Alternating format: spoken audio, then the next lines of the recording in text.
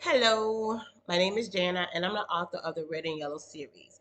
I want to say thank you so much for purchasing my book and loving on me like that. I am a fairly new author.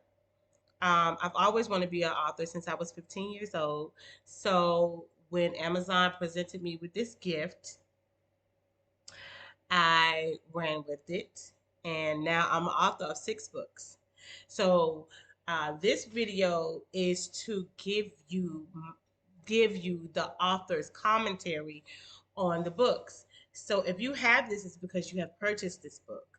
So we have 4 books. Um, rem- Remember the difference between red and yellow. Remember the difference between red and yellow. Now you know the difference between red and yellow. Live the difference between red and yellow. So this is the fourth and final commentary for it. This is what the book looks like. Yummy. She kind of looks like me and my daughter. That's what people say. My youngest daughter. She kind of looks like her. Y'all, I'm in my office is in my garage, and it's hot in here, y'all. It's the summertime, okay? So let me just take. So if you see me doing like this, it's because the summertime I'm in a garage, okay? That's how much I love y'all. That's how much I am committed to these commentaries because I am in the hot garage, which is my office. And I do have a little fan, but it's a little fan. So I either could have put the lighting up. I only had one plug left, and I could have either put the lighting up or the fan. So y'all, I chose the fan because I'm gonna be out here about an hour talking to y'all about living the difference between red and yellow. This is the book. This is the fourth book. If you have not read the other books, this is not what you start with. Okay. To be honest, to be very transparent, this is the least sold book. The biggest sold book is the red book, which is the second book. So I like to tell people. So the book series it goes like this. Will be okay. Meet. Sorry, y'all, and this is very informal. And I have to keep my phone on because I have kids. And yes, I am dating. So, if somebody needs to call me, I might have to pause and come back. But you won't know. That's the good thing. I'm just telling you. So I'm going to be like, hold on real quick. I'm going to come right back. Okay? So I'm going to do it again, y'all. I keep forgetting I have to do like this to keep the lights on in here.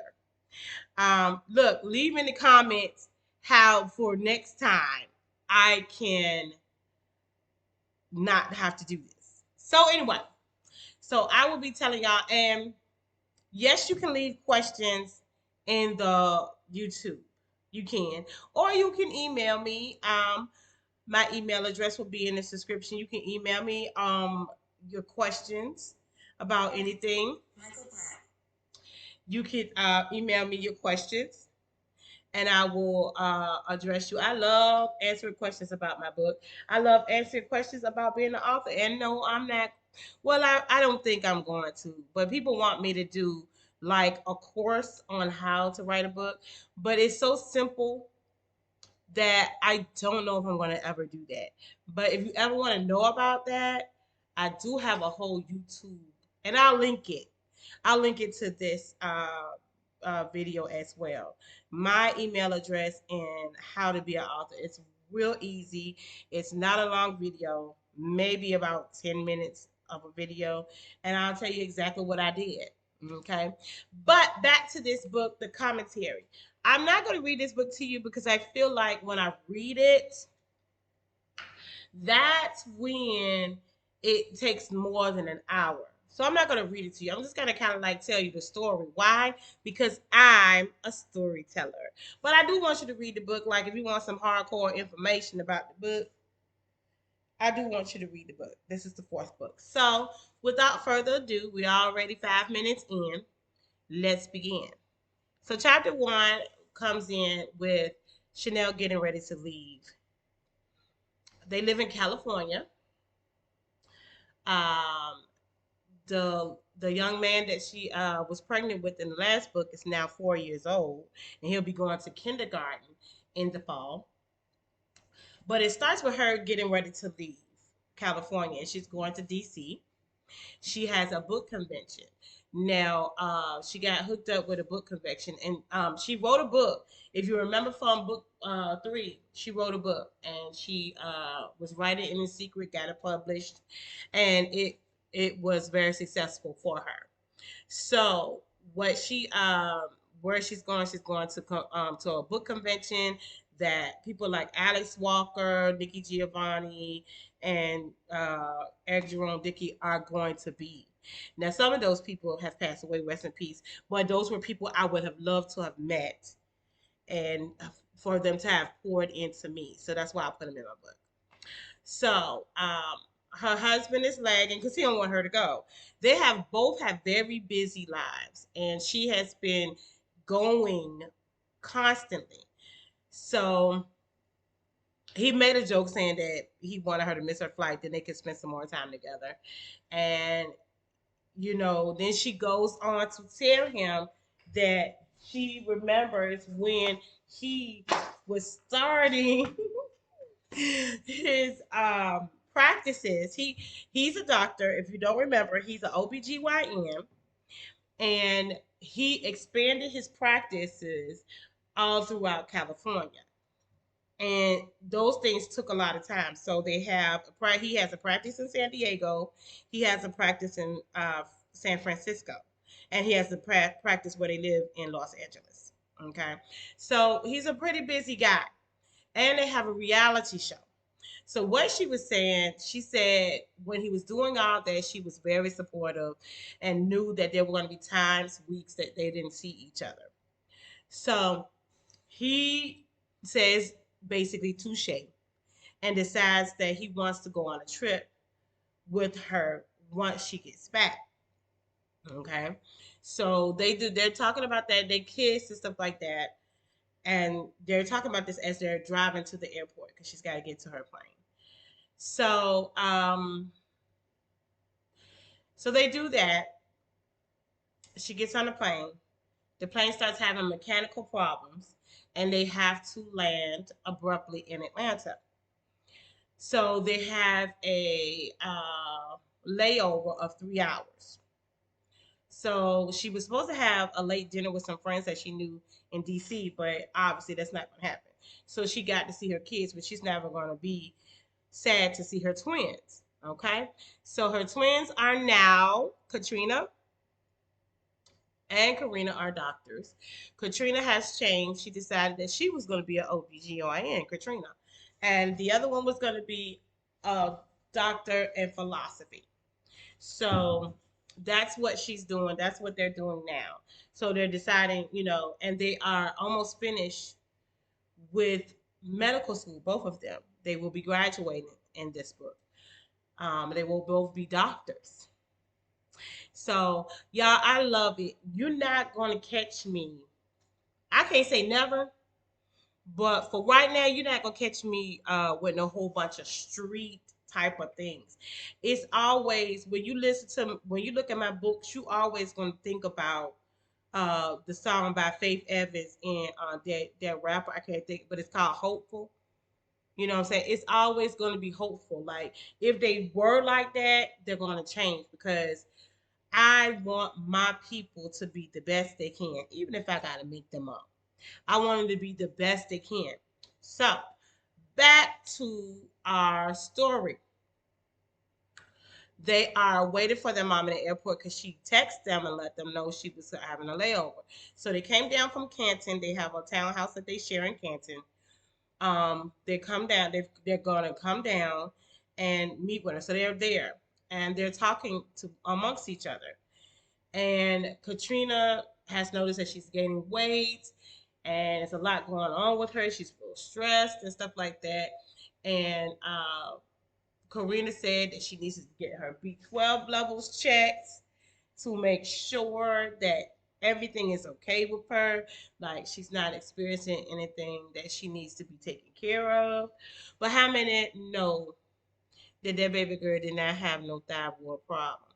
She also says in that she thought she had a thyroid problem and she was going to go to student health to get that checked. Now, I brought that up because when I was pregnant, I'm coming, y'all.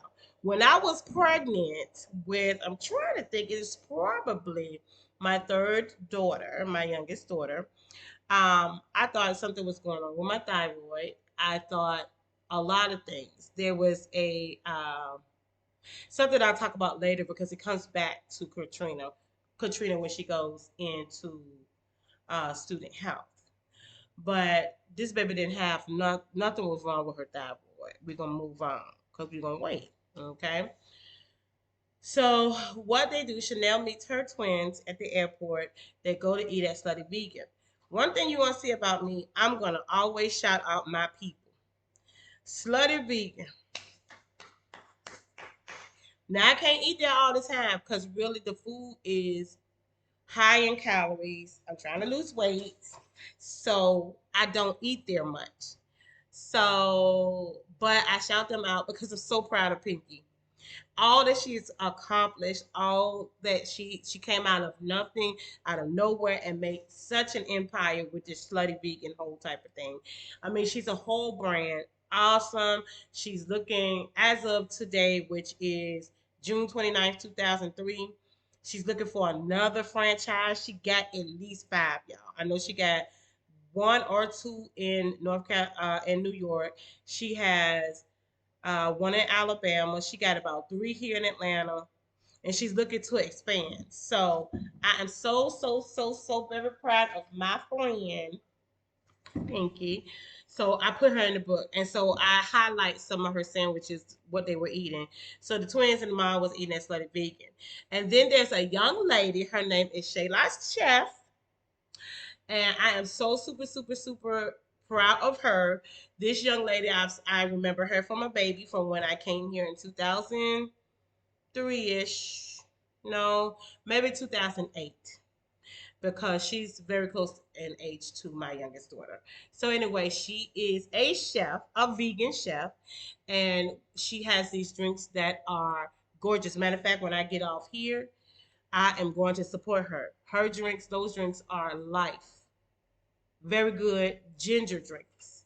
So she has one with sea moss. I'm gonna try that too. She has one with sea moss, and then she has one. My favorite is the strawberry lemonade, and then she has a regular lemonade one. Okay, so that's what she drank. So in my books, I'm always gonna highlight some African American company in some sort of way. So they did that. They ate and drank, and then they took their mom back to the airport so she could get to DC. All right, so we're switching gears. We're talking with Calvin is talking to a doctor, and the cancer has come back and come back very aggressively. So Calvin has decided that he doesn't want to do chemotherapy or radiation. He watched his parents do that, and they died anyway. And he said he was going to choose quality over quantity of life. And his wife was there with him and was crying. And although he's the one with the horrible diagnosis, he's comforting her because he has resolved himself to the fact that he's going to live the rest of his life as the best of his life. So this is my beverage of choice. I tell y'all grab your beverage of choice and come on listen to the storyteller. But here you go.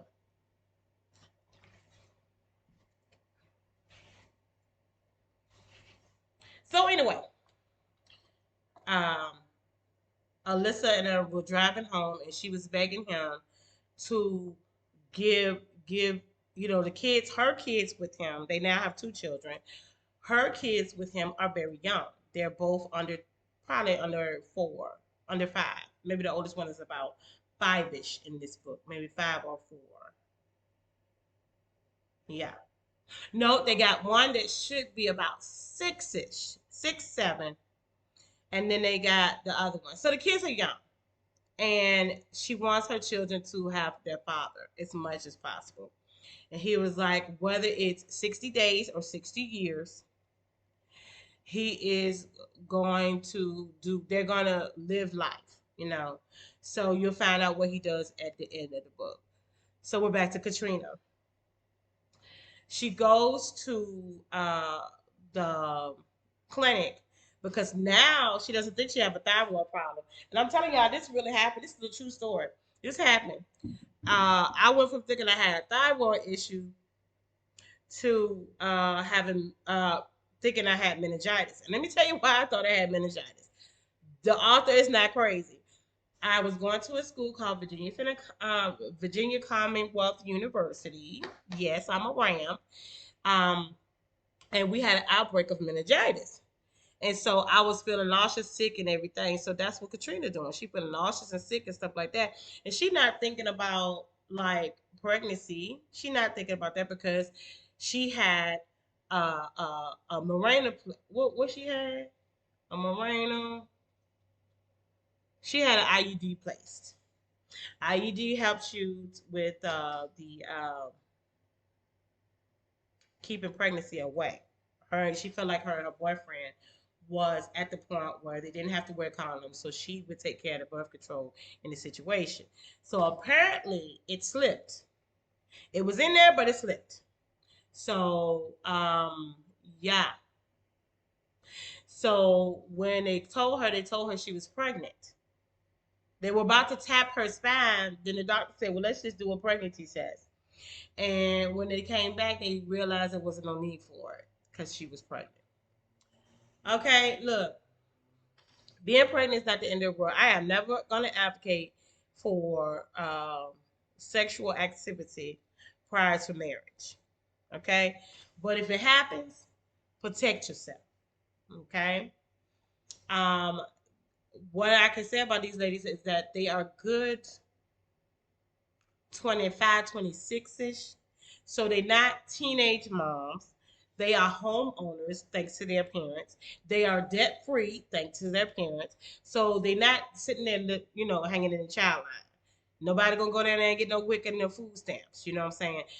But yeah, so she decides to tell her boyfriend, and she was gonna go the same day. So she calls him, although she knows he's in class. She calls him and tells him that she's on her way to New York. That's where he is.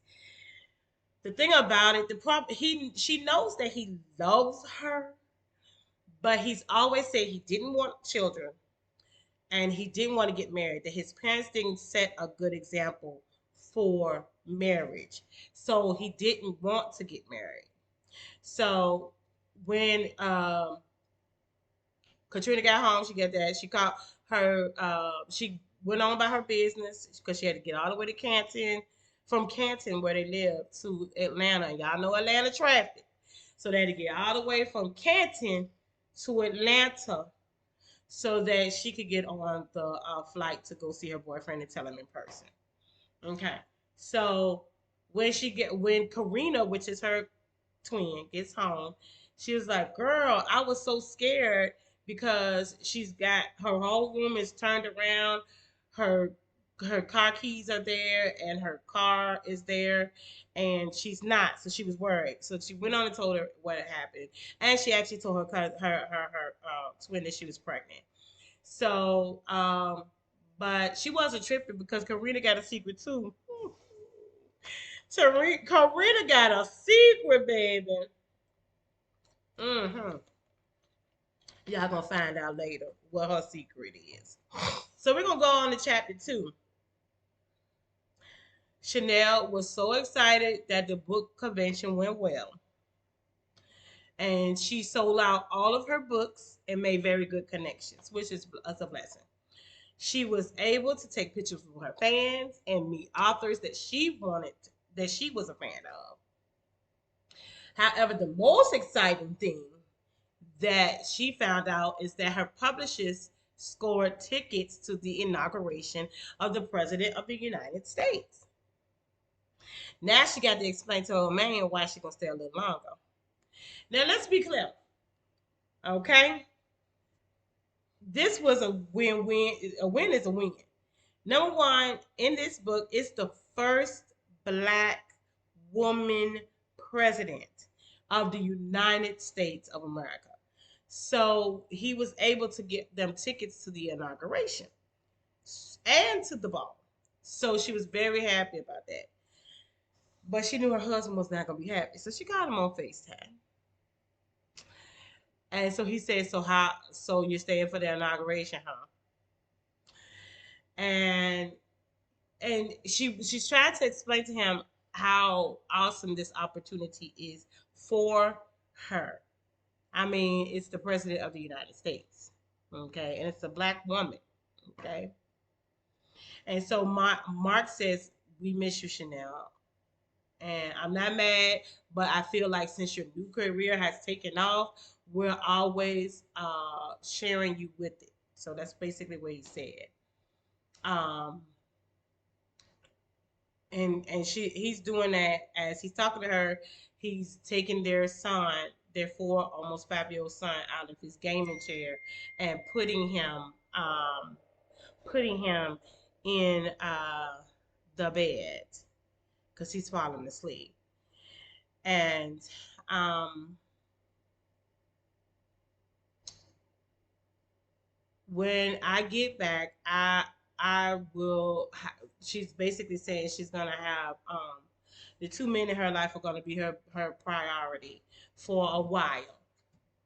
Um, so anyway, so it was a knock on the door. The publicist has gotten another black person. Y'all hold on, I gotta be a mother real quick. Okay, I'm back. See, you don't even know how long I've been gone. So, um, let's see. So that's what she tells him. So she tells him when she gets back, 2 men in her life gonna be her main priority. So she hangs up. So it's a guy named Pat. She knocks. It was a knock on the door. It was a famous black designer that the publishers knew, and he brought over some dresses so for the ball and for the dresses for the inauguration and ball and stuff like that for her to shop. So that was so cute, and it's 1 a.m. in the morning. Okay, we fancy. So that his name is Patrick Kelly, and you can look him up. He's a designer. He has some really nice dresses too. So that's how that part ended. So Mark hangs up with her, and he said, "I feel like I'm losing my wife." He said as he's getting into bed. So that's what happens with that. They talk about that. Um, Katrina, as she's going on her way to the hotel, she's talking to her twin. No, she's at the hotel by this time, and they talk about Karina is in a relationship, a secret relationship. I will tell you, she's very secretive about the relationship, and I'll tell you why in a minute. um, because Katrina is asking when am I gonna meet the man, but when she said that, the knock on the door, which is Chris, which is Katrina's boyfriend, the one she has to tell is pregnant that she's pregnant, knocks on the door, and she was like, "Save for the by the bell, call me later," and then she hangs up. Karina hangs up because she doesn't want to tell them. So Chris comes in with flowers, but sees her face that looks like she's been crying, and he asks her what's wrong, and he tells her. So he tells her, "I'm pregnant. The IUD slipped out of place. The MD was able to see it and take it out." And they both sat in silence, like, well, for what it felt like forever. Chris broke the silence and said, "What's next?" And she said, "What are our options?" I don't even know how. And she was like, "I don't even know. I don't know how far along I am. I just found out today at Student Health."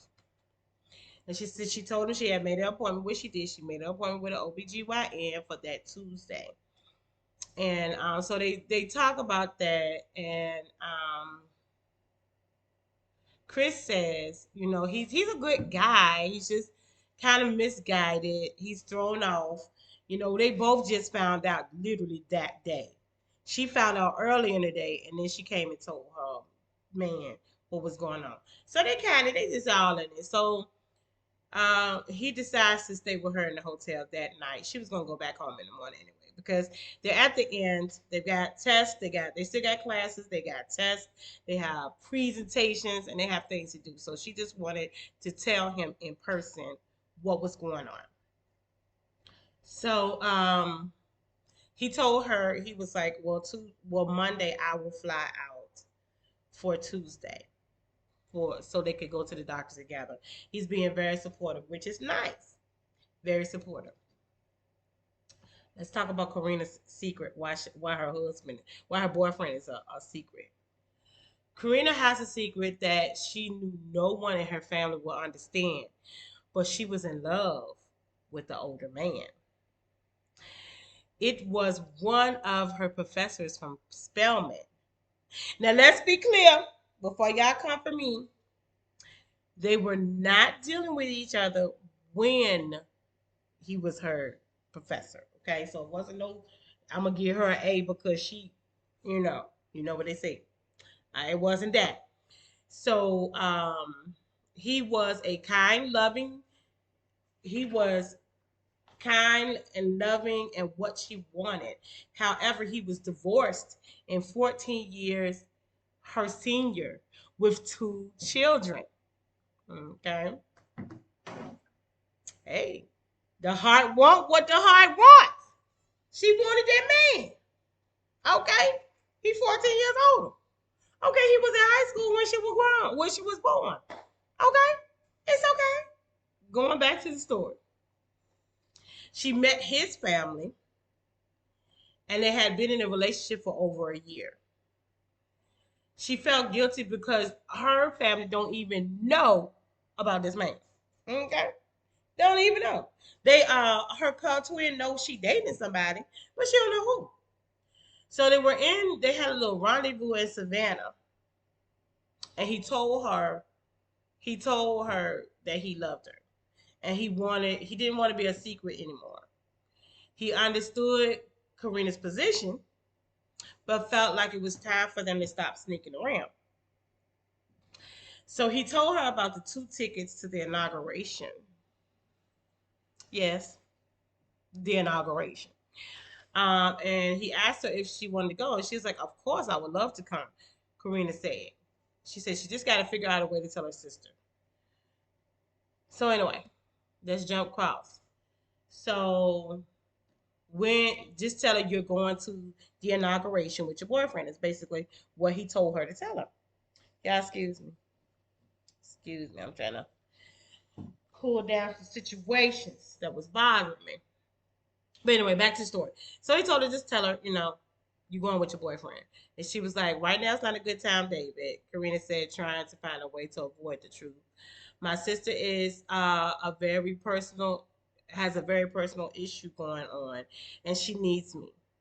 Karina said, thinking about the conversation, they had a couple of days before.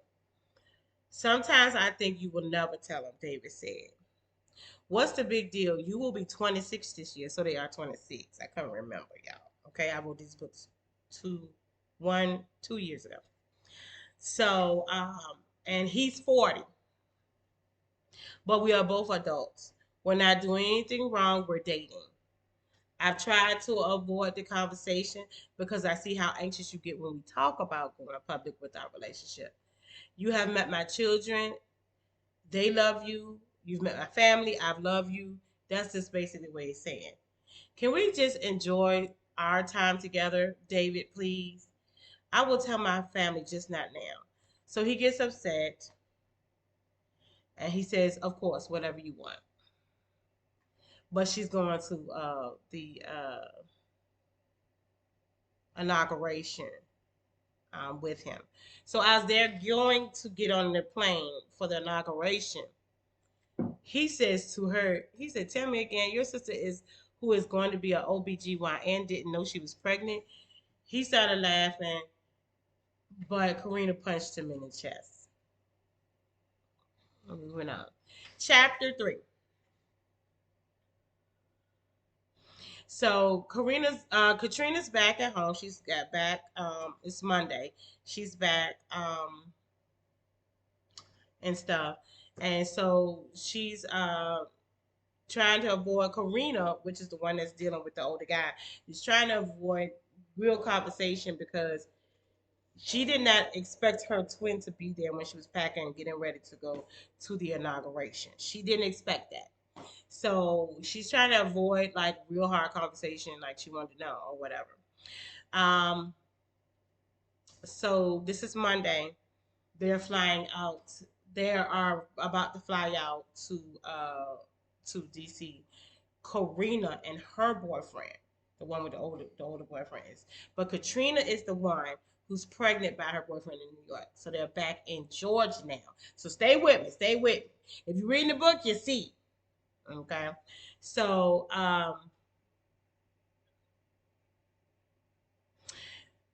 they're just talking about what happened and all those kinds of things. And she tells her she's going to DC, and Katrina wants to know who she's going with. And she said, mind your business and all that kind of stuff. And so that's how I left. She still didn't tell him this, about the boyfriend and stuff like that. So this was the first African American woman president, and her outfit was striking. She had on a navy blue pantsuit with a red hat, black red bottom shoes, and it was cold because it was February in DC, but she was on fire. She and her husband walked in, and the crowd cheered for her. She waved her hands with her gloved red leather. She waved with her gloves that were red leather. So I imagine this whole thing. She bad. She bad. And then she wore her signature pearls and an African a pearl and African shell necklace, and earrings made by Janice Jewels. Now back then, I thought I was gonna sell jewelry. Y'all, I stay selling something. I'm going to have something to sell. There's gonna be commerce that I'm gonna sell. I'm always selling something. But yeah. So at this point in my life, which was about 2 years ago, 2021, I was selling jewelry, and I was very good at it, and it was very profitable because it helped pay for a trip to Florida. So yeah, it won't no little bit of money, with some good enough money to pay for the trip. So security was tight, but Chanel's publishers got great seats. He was waiting at the nation's capital since 5 a.m. and saved Chanel a seat. Chanel had breakfast with Mark and MJ via FaceTime. She's trying. And then she got dressed and got on the train. As soon as she got on the train, she saw Karina in the arms of a man. Remember? Yes, it's the same inauguration. How many inaugurations they have in a year, baby? It's the same inauguration, and it's the same, and they on the same train. The Lord got a sense of humor. See, what was done in the dark comes into light. Okay. So anyway, so Chanel turned around and confused but happy to see her daughter. And she's like, Reno? She calls her Reno. And she was like, Mommy, she said in an excited and nervous tone. And Karina, she's like, What are you doing here, baby girl? She called her baby girl because Karina is the younger of the twins, although they're the same age. Chanel said, embracing her youngest twin, but kept her eyes on the visibly older man that she had just seen her daughter holding on to. Well, introduce me to your friend, Chanel said, insisted. Mommy, this is my Karina Sada, her boyfriend who loves her very much. David saved his girl. My name is David Thomas, Mrs. Baptiste, he added.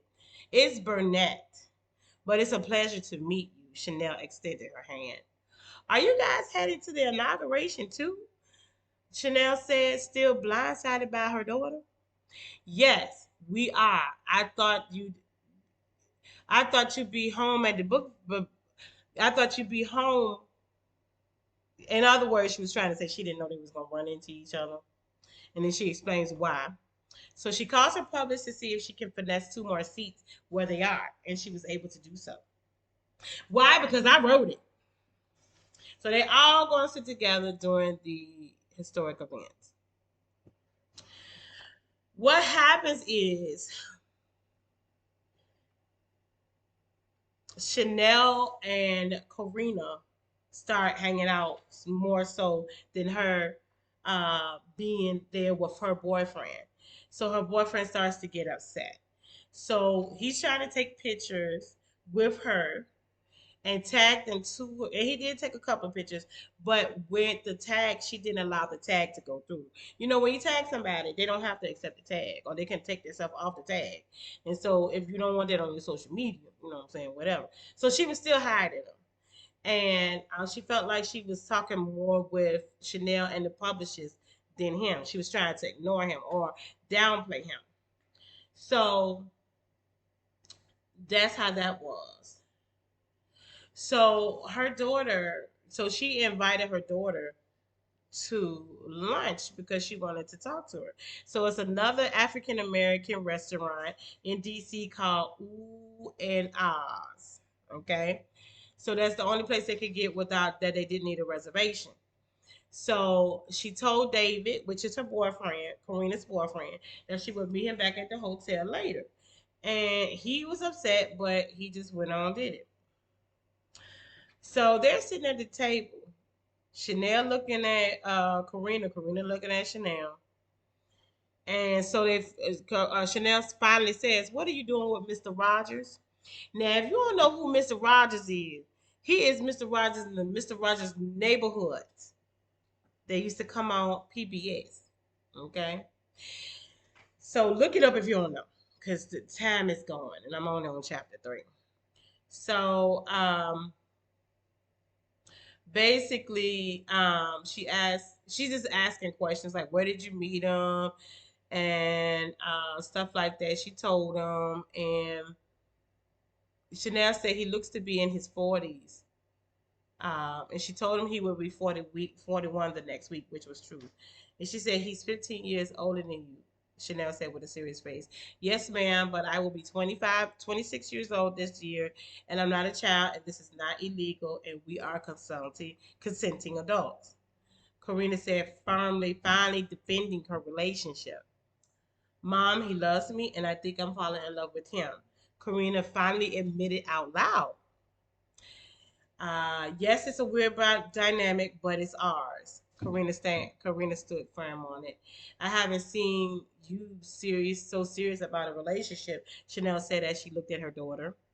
Is he married? Chanel asked. No, Mom, I would never mess with a married man. However, he has been married and he's been officially divorced for 3 years. And before you ask, he has two children that I've met. Karina said, she told her mom. Oh, Lord. So you want to be some sort of trophy wife and a stepmom, Chanel said with concern. You have so much more to offer than this, Chanel continued. Why would you sign up to deal with baby mama drama? Chanel inserted. Mom, how do you know any of this? You are assuming that, and you're being very judgmental, Karina said, getting annoyed. Honey, I'm just worried about you. I don't mean to upset you. Chanel reached for her daughter's hand. Because you guys are the best, I want the best for you. Every parent wants the best for their kids. Whether the kids know it or understand it, every parent wants the best for their kids. Okay? Well, Mom, he might be he might not be the best. He might be the best. He might not be the best to you, but he might he what is it? He might not be the best for you, but he's the best for me. He didn't come in the best package, but he's been good to me so far. Basically, is what she's telling him. And she asked her to please not tell her father. And Chanel said, honey, You do not have to worry about me telling your father. This is your responsibility. Mm-mm. So they ate and talked and shared an Uber to Chanel's hotel. Mommy had fun at the ball. I'm super jealous, she was saying as her mom was getting out the Uber. And she was like, well, come help me get dressed. So she said, okay. So she texted David to let her know she was going to help her mom get dressed. And then she'd be there after that. So the whole day, although David took her to the inauguration, the whole day she spent it with her mother, not David. Okay. So after spending time with her mom, she looked at the time. She said she had spent, like I said, she had spent the whole day with her mom. She felt bad, but she hoped that David would understand.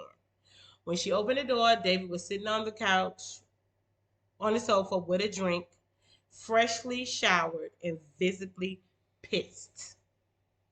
She went over and sat down and said hi and tried to kiss him on the lips, but he turned his cheek to her. Mhm. Yeah, she's mad. Yeah, he's mad, she said in her head. So she tries to play it off and asks him what's wrong. And this is what he says to her. Karina, I don't think this relationship is something you are ready for, and I want off this ride.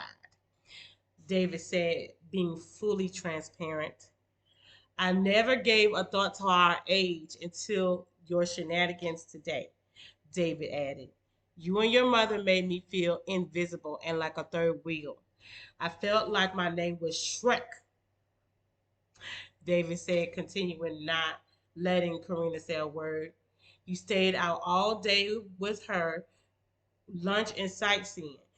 Then you text me with the rest of your plans.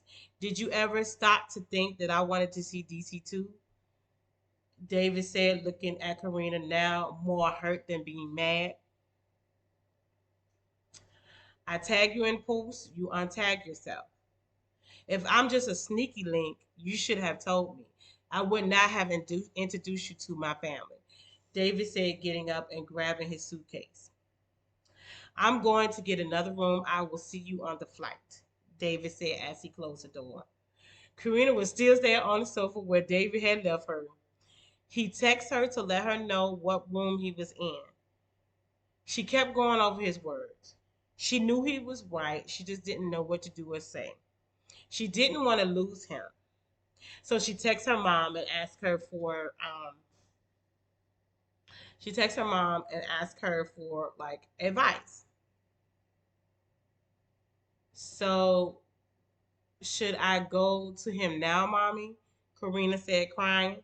She said, yes, he has probably calmed down by now. Maybe even seeing your side, and if he truly loves you, he will hear you out without throwing the whole relationship away, Chanel assured her daughter. You two meet me at Zeke's, which is another African American like coffee bar in DC. You two meet me at Zeke's in the morning. Chanel said, okay, mom, see you tomorrow. Karina said, hanging up. Karina took a shower, lotioned, lotion with her favorite House of Beauty body products by Paris J. She got some good products. And if you like Yoni products, she got some good products. Okay, look her up. Look her up now. Oh my God. Y'all, is y'all through with this? Because I'm through with it. So anyway, she puts on David's Cheney University t-shirt and some shorts and goes over to his hotel room. Cheney University was a college I wish I would have went to. It's a historical black college, or now university, and I so sometimes I put in things of my youth that I wish I would have did. Okay, so she went over there to her boyfriend to see if he'd open the door, and so he did. He said, and she said, "Your room is nicer." Um, she was trying to break the ice. He was like, I was just about to go to bed. So what's up? David said firmly. David, I am sorry for today, Karina started. Just for today? David said, folding his arms. Relationships haven't been easy for me. I fell in love with a man that was a beard. If you looked at the first book, the third book, you would know what she's talking about with that beard situation. And when I healed from that, I started dating again. They were all dead ends. And then I met you. Karina said, tearing up. You're a professor, you're older than me, and married with children. David interrupts her. Correction, I was separated 2 years, waiting on signed divorce papers before I even reached out to you. I didn't even ask you on on date until the ink on the divorce decree was dry. Basically, what he said. Can I finish? Karina said, "You didn't come in the package that I expected God to send for me." Karina admitted, I didn't think my family would understand and even try to get to know you. I didn't think that introducing you I didn't even think about introducing you until you introduced me into to your children. I didn't realize how much I love you until I'm about to lose you today. Karina said, walking closer towards David, reaching for his hand. He didn't pull away. So what are you saying, Dr. Baptiste? David said as he put his arms around her. I love you and I want to make you happy. Will you accept my apology and give us another chance? So he said to her, so you coming over here smelling like caramel and butterscotch in my t-shirts and some booty shorts and think I would just take you back, David said. And she said, yes, did it work? And he said yes, as he grabbed his woman and kissed her. So sweet. So sweet. So the next morning, Chanel met them and explained her position as a parent to David. She allowed David to explain his intentions on the daughter. He's like, I cannot speak to her for her father, but you seem like a nice guy to me. All I ask is that you be good to my girl, Chanel said as she stood up. She hugged David and Karina. The publisher told her the car was ready. She had actually another engagement, that a little quick engagement that was not going to keep her from her family all night. So she had a little quick engagement she had to do. So they were going to try to get where they got to go. And also, David and Karina had to get back to Atlanta. So by 1:30, that's what they were. They were in Atlanta. Okay. Chapter 4. So Karina met her boyfriend at the airport. They went to the doctor and it confirmed. Lord, y'all, Katrina was 27 weeks when she found out she was pregnant. She was more than halfway done. She didn't know she was pregnant, and she was pregnant with a boy. I mean, he's so mature. He's sitting up there chilling. They was able to know that it was a boy. So does the baby look all right? She was hysterical because she did not know, and she hadn't had any prenatal care. So Chris was wiping her tears and also looking at the doctor for answers. She said the baby looks fine, but we will need to see the baby every week until the baby is born safe. So next week we will check the glucose to see, make sure that you don't have any, diabetic issues or gestational diabetes is what it's called. And then they were going to do a 3D ultrasound the next week. So Dr. Fleming asked, which is my favorite doctor. She's not an OBGYN, but she's a pediatrician, and she's my favorite doctor. She works at Children's Healthcare of Atlanta, and I love her. So that's where Dr. Fleming came from. My residency starts in July. Should I sit this year out? Katrina said, still tearful. That will be totally up to you, Dr. Baptiste. The doctor said, standing up and moving closer to Katrina. She took her hand and told her testimony. Katrina, all of my children were conceived during my 7-year residency. The doctor squeezed her hand and said goodbye to Chris. Chris and Katrina got takeout from Pascal's, which is a real nice, well known breakfast spot here in Atlanta, and then they headed to Canton. They ate in silence because these babies is woe out. I call them babies because they only like 25. This is rough, you know. By 20 now, me by 25, I had two kids and getting ready to have another one. But that was not their lifestyle. That's not how they grew up. So this is like shocking to them. So they just, you know, she when she went to take her shirt off, they're in the home now and she's eating. She just wanted to change clothes, get out her clothes. Now he's noticing that it is a change in her shape. But they don't see each other on a regular basis, so he didn't know. And she's just thinking she's gaining weight because she has an IUD. Come on, y'all. Don't be too hard on Katrina. So he just basically told her he would be back for the 3D ultrasound. Um, and so he spent the night and he went back to New York. So by the way, Chris is finishing up law school and he's studying for the bar. And so he's upset with himself that this even happened and stuff like that. So yeah. So um they she leaves and he leaves the next day and Katrina texts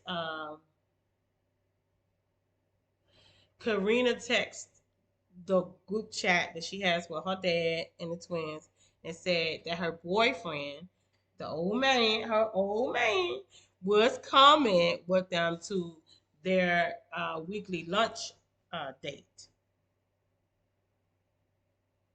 Okay. Well, I guess he's going to be there when I tell mom and dad that I'm getting ready. They're getting ready to be grandparents. Karina texts back. Then she said, "Wait until mom gets home. Mommy has a book signing at the University of Arizona. He found a little quick book signing situation for her." Karina suggested she should be there by 3:30 or 4. She texts back. Calvin felt dizzy, but nothing was going to stop him from seeing his girls, Katrina and Karina. And besides, he was happy to meet a possible son-in-law today. Um, Little moments like this all of a sudden made Calvin so happy. Maybe, maybe I should come. I can get a babysitter for the girls, Alyssa said. Don't worry, babe, I'll be fine. She was really worried about him driving and stuff like that. He had got dizzy. I will call you if I need you, he said. So he took a teaspoon of wheat germ and some sea moss and I can't say this, y'all, but it's Cecily's Raw Reality. I love friends. I'm not vegan, but if you ever in Atlanta, Georgia, on Ralph David Avenue, you stop by Cecily's Raw Reality. They have a spinach wrap that is too. Ooh, it is so good. It's making me hungry just thinking about it. It's very good. So definitely stop by. Sometimes you can go all day without meat. You can do that. Okay. But back to that. So he put that into his GPS and mint condition in his ears. He liked mint condition the group. Okay. When he got there, Katrina had reserved a table. Lord, my baby is putting on some weight, Calvin said to himself. We are going to have to go back to our bi weekly 3-mile hikes, Calvin continued to say to himself as he got out the car. Walking up to her, he kissed her on her cheek. He said, "Hey, beautiful." "Hi, Daddy, you look great," Karina said, hugging her dad tight. And she said, "You know your old man has to stay fly," as they both laughed. They chatted in line because I'm gonna tell you, it's a line. Even though they got reservation, it's a line. And what I like about it, I put that they do have a little dining area, but in this one they actually have a whole restaurant where they have more dining space because I mean they only got like 3 tables outside, and if it's cold, you don't sit outside. So anyway, then they see Karina, and literally Katrina said, "I see Karina with this old man." Okay, David. I mean, and it's David, but Calvin notices and gets angry because he knows that's Bay. He feels it in his spirit. So they get to them, and then she starts introducing them. And he says, "Hello, Mr. Baptiste. My name is David. It's a pleasure finally meeting you. I've heard so much about you." This is what David says to Calvin.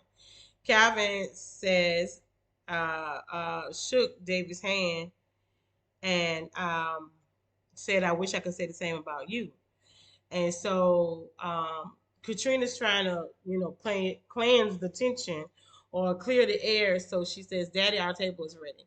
Linking her arm into her dad's and looking at her twin and her boyfriend. So David looks at Karina and said, "Well, this is going to be fun." And she said, "I warned you.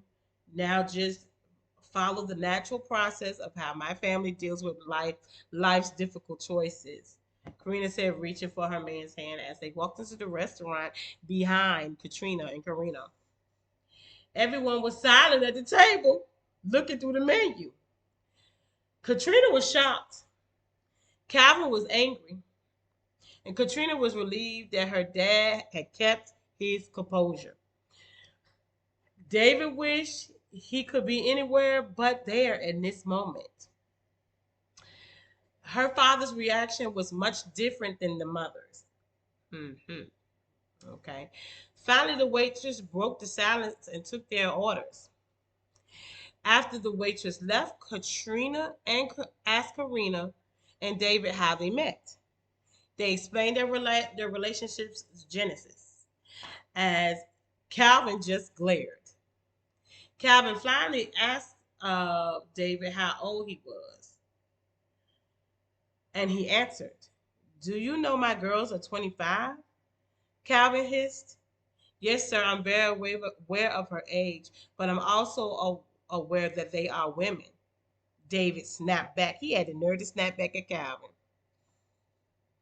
"Mr. Baptiste, I know this is David," start to say, but Calvin interrupted. He said, "No, you old enough. You can call me David. I mean, you can call me Calvin." Trying to be funny. "Daddy, please, we're in public." Katrina was trying to keep her dad calm down, but he was really getting hyped up. Karina's expression made him soften his tone. "Well, very well, Calvin. I understand how uneasy our relationship must make you feel. I think I would feel the same way if it were my daughter." David started. "Negro, you got kids?" Calvin whispered firmly. "That's it. Check, please." Katrina paid the bill. "Get our food." Calvin said, getting up, looking at Karina. "I'm taking you home, Karina. I'll be waiting in the car." Not even waiting to see what Karina gonna say. But she knows she gonna get in that car with Calvin. Okay. So he left. Katrina looked at both of them and signed the check, grabbing the food and leaving the restaurant. And she said, "Rena, you knew how Dad was going to react." And so then as David and Karina are sitting at the table, she's gonna try to explain how she gonna do what her daddy said. No matter if she's 25, she gonna do what her daddy said. Her daddy said, "Get in the car," and that's what he mean, get in the car. So David says, "Well, maybe this wasn't a good idea. I feel like we ambushed them." David said, paying for their part of the bill. And she said, "Maybe, but like you said, I'm grown, and Trina has bigger problems to worry about. I will indulge my father because of who he is, but our relationship is just that, ours." Katrina Karina said as she kissed David and caught up with her father. She caught up with her father though. While she doing that declaration, she caught up with her father. Okay, so Calvin rolled to his twins rolled in Calvin rolled to the twins' house in silence. Karina had never seen her father like this and this upset. It made her sad, but she knew she was perfectly capable of making reasonable decisions. Calvin and the twins sat down in the living room. "Let me start by saying I'm sorry that this is the way I found out about David." I should have handled it differently, Karina said. As Calvin was searching for a reason why his daughter was in the relationship with an older man, he said, "Is there something you guys were missing from me? I always felt like I should have moved to California." Calvin said, still searching. And she said, "Dad, no, you were there, and no, I am not expressing any daddy issues, and because I'm messing with David." Basically, what she said. Rena, that man was a whole teenager when you were born. Katrina said, confused on why Karina could get past that. I realized that, but I fell in love with his heart, Trina. And sometimes things happen that are not under your control. So you know what she was doing? She was trying to tell, look, don't act like you perfect because you got situations too. You know what I'm saying? Now, and Katrina understood that and she calmed her tone down. She calmed that tone all the way down. Okay. So anyway, um, she calmed it, and she was like, she reminded her father that he is 10 years older than Alyssa, and she was like, "Are you a pervert, Dad?" And he answered her, he said, "Rena, Alyssa was a backup plan. Your mother and I were only over on paper, but I was very much still in love with her. Hell, I'm still in love with her. Yes, I cheated on your mom, and I had a last lapse in judgment relationship after, but Lisa always knew that I was not over your mom." Calvin started. So he just talked about that, and he just did not want um Karina to be like some backup plan. He didn't want her to be like an option and stuff like that. And he just talked about for years Alyssa being in competition with Memories of Chanel, and he didn't want that for her. And she said, "But Dad, that is where you and David differ. Yes, he was married, and he and his ex-wife were divorced. He and his ex-wife were divorced prior to them even hooking up. And anyway, the other twist to it is that the reason why they broke up is because the wife decided that she liked girls. That's her business, and that wasn't in this book. I'm just telling you why. So they all three of them ate their takeout, and then Karina told her thought it was time to tell her father and her mother. So now chapter 5 we're in chapter 5, and we're in a situation where Chanel is at home. She had not seen her home in 10 days, and her son and her man in her bed was her main priority, but no one was home. Mark was rounding at the hospital, and MJ was at little pre-K. Mark left a note for her in the bedroom that read that MJ would be spending the night at a friend's house tonight. Cause what? Mark on his wife. He ain't seeing his wife at the end of the day. He want to be with his wife. He went on to say that she should take a nap because they was gonna be up all night. He said he had a dozen of roses in the bathroom and a mini spa box from a place called Good Vibes. Now I don't know if Good Vibes was a African American small business, but it was a small business, and I do support small businesses of all ethnic backgrounds. So she filled the tub, texted her girls and Mark to tell them that she was home. She plugged in her devices, undressed, and put on her favorite jazz station and floated on a sea of fragrant roses. Y'all, that sounds so good. That sounds good right now. Okay. She got out the tub, lotion, put on her favorite PJs, and was about to get in the bed when her twins and the father uh, did a group chat. It was the twins and the father, and it looked. She knew when she seen the twins' face that it was important. So she said, even jokingly, she said, "What do you guys want?" "Mommy, there's something I have to tell you," Katrina said, tearing up. Um, Karina came over to provide some comfort for her twin, and she told her mother that she was pregnant, and she asked all the questions and all that, and Chanel was just in her zone. It was just hard for her to deal with that, and she asked all the questions, and she just asked all about what Chris thought and all that kind of stuff. And she did apologize. She felt like she let them down, and she's saying she was very appreciative of their commitment to keep them debt free while they were in school. And she knew that it was a lot, but she said she was going to finish medical school, and she was going to Emory in July. Um, Calvin said that he couldn't be prouder of the two young ladies that he was looking at. And he said standing up as he hugged them both at the same time. Chanel wished that she was there, and through tears, she managed to say that Katrina had her full support, which we knew. We knew she was going to have her full support. And that's, yes, she was too proud of both of them. Mark came in on the conversation at the end, and so Chanel filled him in on both girls. I know you probably want to see your girls, but tonight I need my wife. She said, but she asked him, could they stay in? And she said, of course, my love. I'll just take a shower. Mark said, you want me to join? They being frisky, but they married and things. And you can be frisky when you're married. That's why I'm trying to get married, okay? Because you can be frisky when you're married. Okay.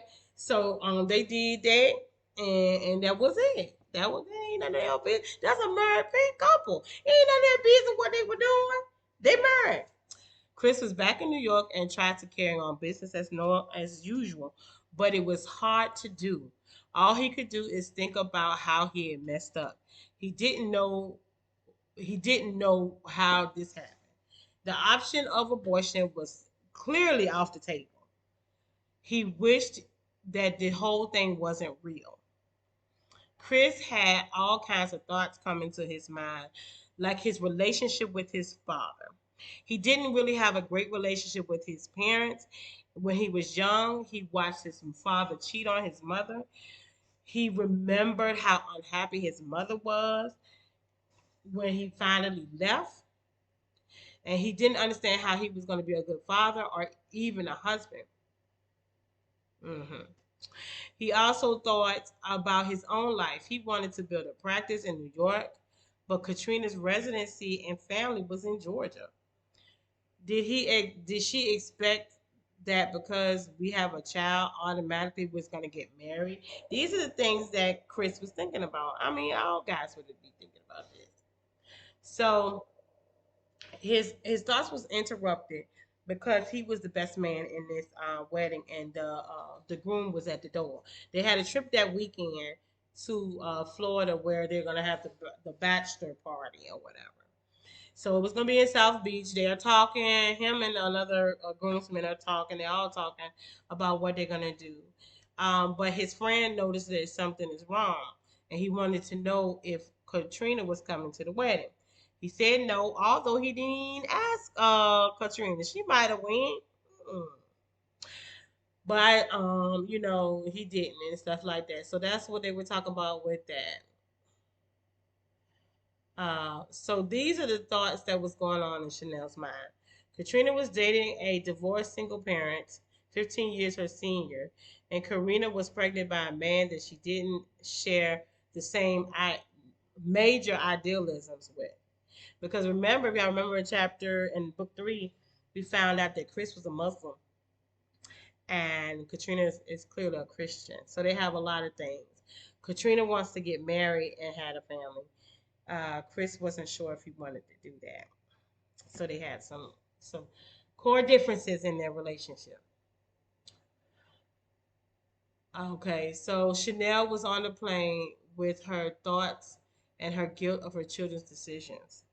Although she felt like she and Calvin and Mark did a great job, raising the girls, sometimes she thought back to the what if.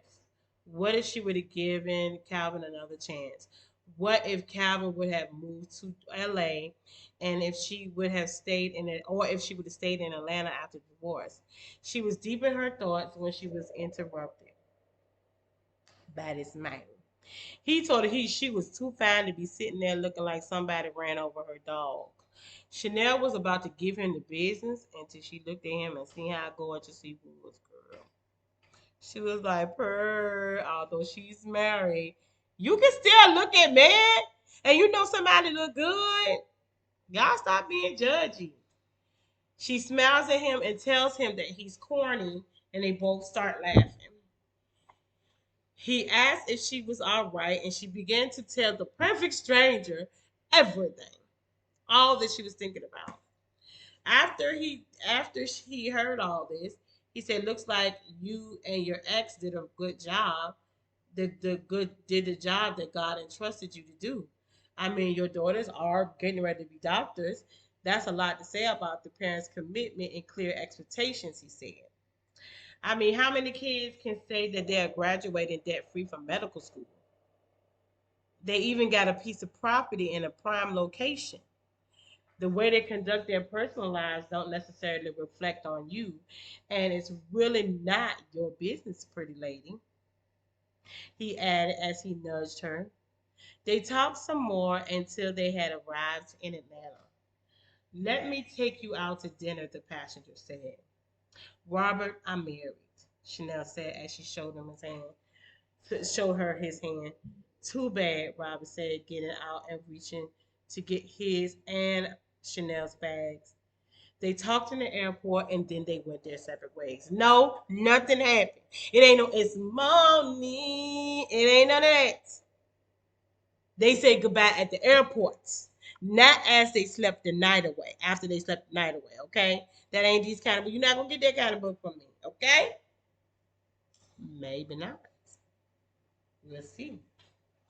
Chapter 6. Chris hadn't called or texted Katrina in almost a week.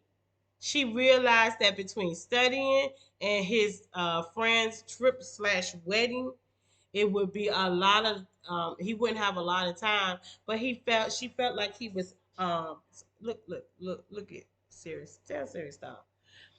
She realized that between studying and the trip and his friend's wedding that he wouldn't have time, but she felt like in her spirit he was avoiding her.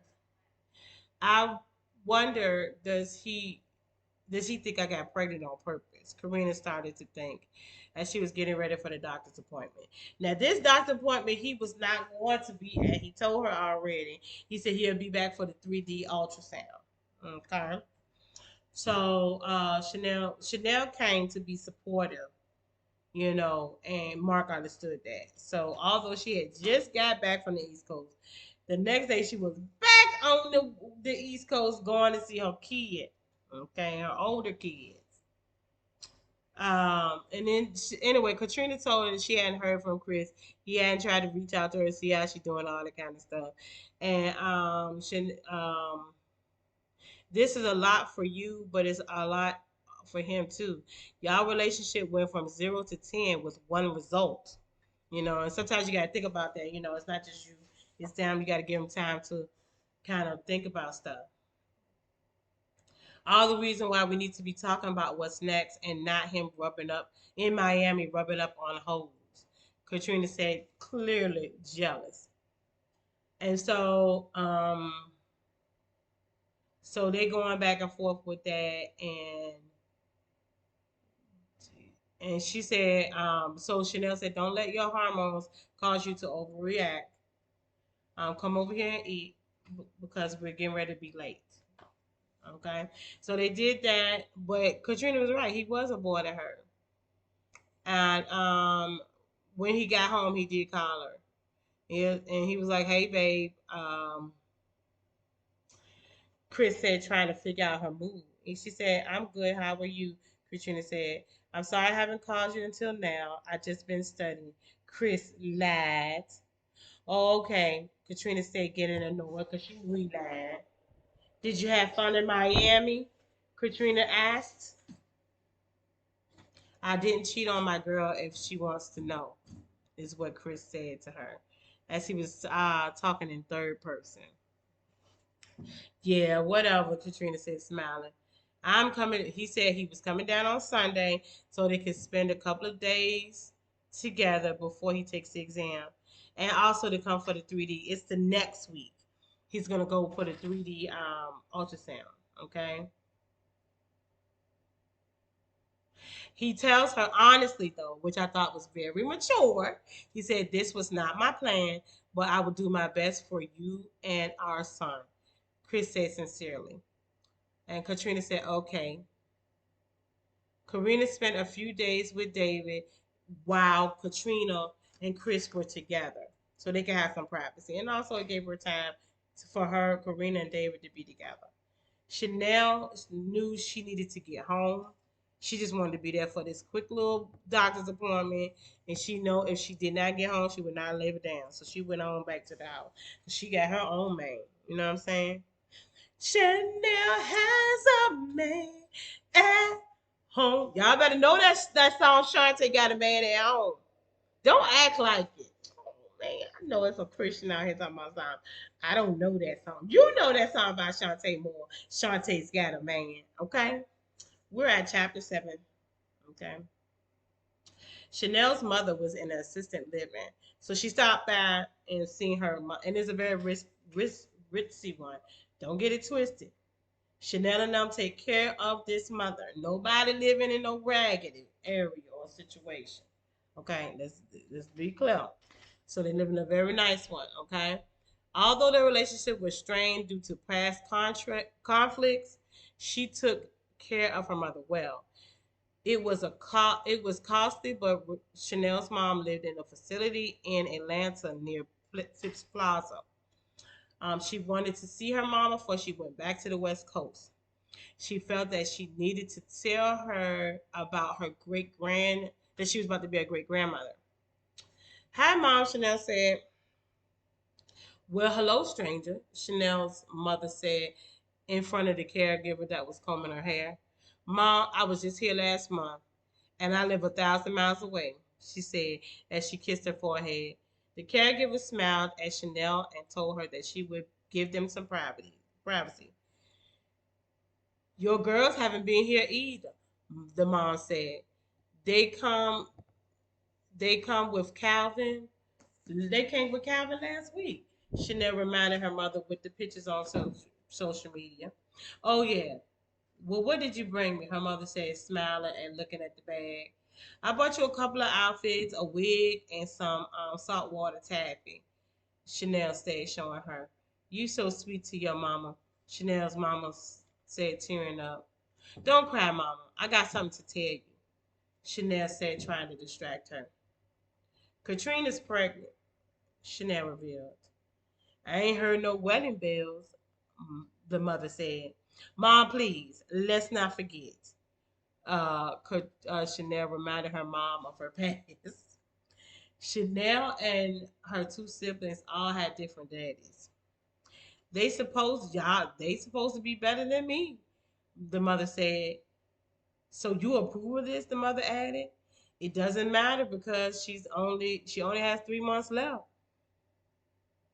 There are no other options, Chanel said sadly. Mm, 3 months left. She looked. She did look a little chunky last week when I saw. The mother said, thinking back.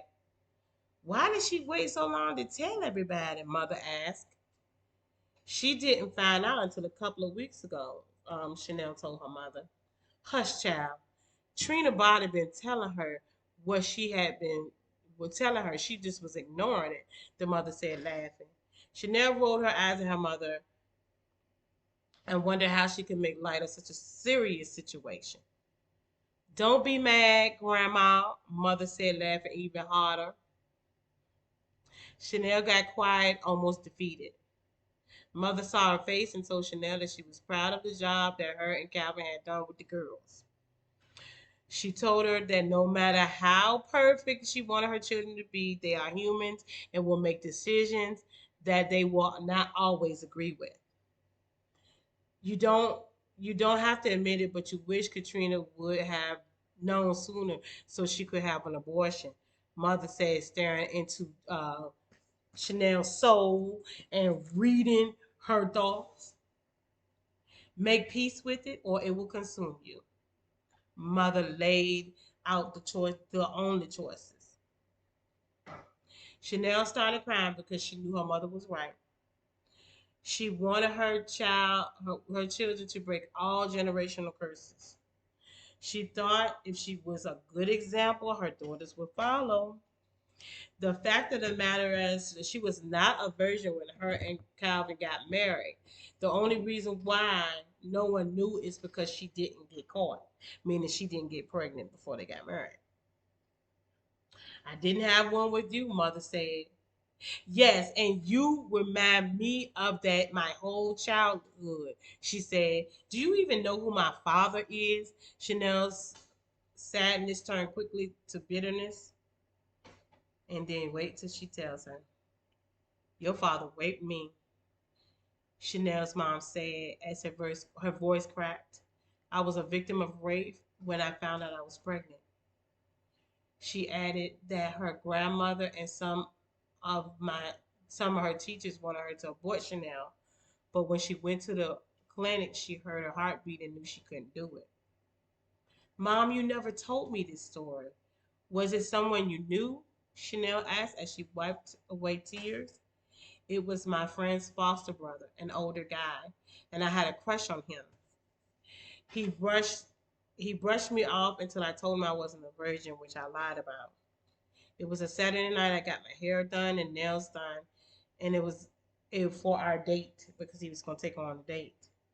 I even put on eyelashes for the first time. He picked me up, and I thought we were going to the movies and dinner, but he took me to McDonald's and to a motel. Things went too far, and I wanted him to stop. After he after he raped her, he stayed in the bathroom for what felt like hours. He came out and he told me to get in the car. He kept apologizing, but all I could do was cry. When he got onto my street, I jumped out the car and ran to my house. I didn't even know I was pregnant with you until 3 months later.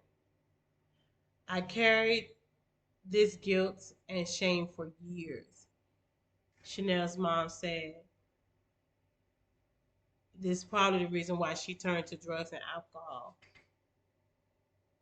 She what happened? She told the friend what happened, and the foster parents sent the friend away and sent the boy away. Did you ever see him again? Chanel said, sitting next to her mother. Yeah, I saw him shortly after you were born. I told your uncle what happened, and they found him and beat him up. And I watched them, and I felt like that was enough justice for me, she said through tears falling down from her face. My brother held you over him and told him that was the closest he would ever get to you. They both smiled and thinking about her uncle and held each other. So, my dear, if I can have a baby in such a terrible way, Katrina can have a baby with a man that loves her, Chanel's mom said. Calvin knocked on the door.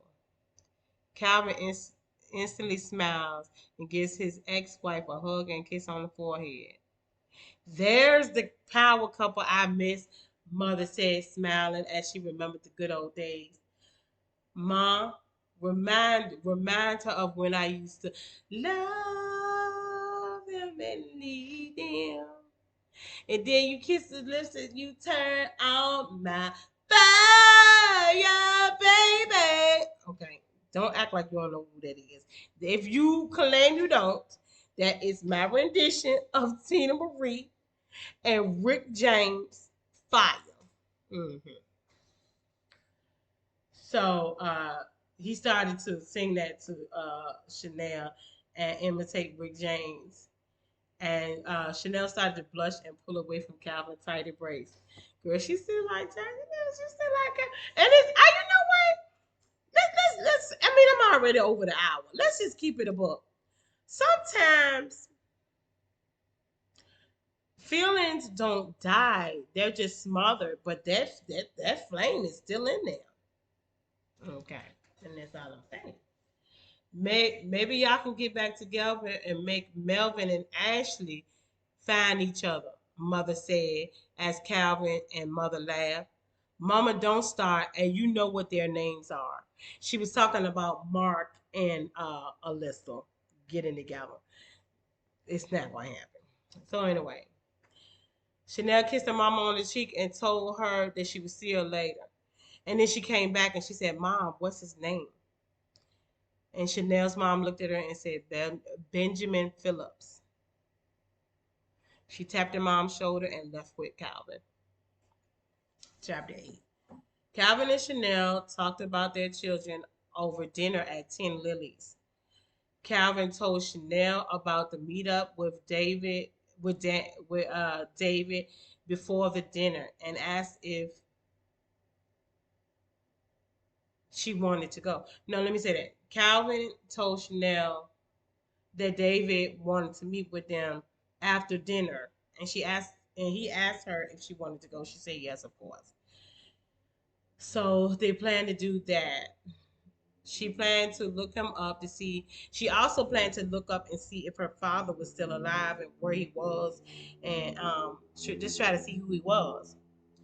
So Calvin and Chanel after dinner met up with David at a sports bar in Smyrna. It's another sports bar. It's an African American sports bar in Smyrna. I can't remember the name of it, and I didn't. I was too crazy enough. I didn't. I wasn't crazy. I wasn't smart enough to look it up, which I could look it up. Y'all should be used to this. Okay. So anyway, Calvin and Chanel met David at the sports bar in Smyrna. Karina wanted to come to the firing squad, but she had a dissertation to work on. So she left her boyfriend to face her parents alone. David, it's not that we don't like you. We don't even know you. What's your favorite dinner? Calvin said. I love my mother's mashed potatoes and meatloaf, David answered. You like cabbage or collard greens? Ooh, Lord, making me hungry. How about rolls or cornbread? Calvin added. Cabbage and cornbread, lemonade and buttercream, strawberry cake. David anticipated the next questions. So what if I gave that to you on top of a garbage lid? Would you eat it? Now, let me tell you where I got this scenario from, if you don't know. It was from the Cosby Show. And Vanessa had brought this old man. She had an old man. She had an old man. So she had brought the old man to dinner similarly similarly as Karina did David.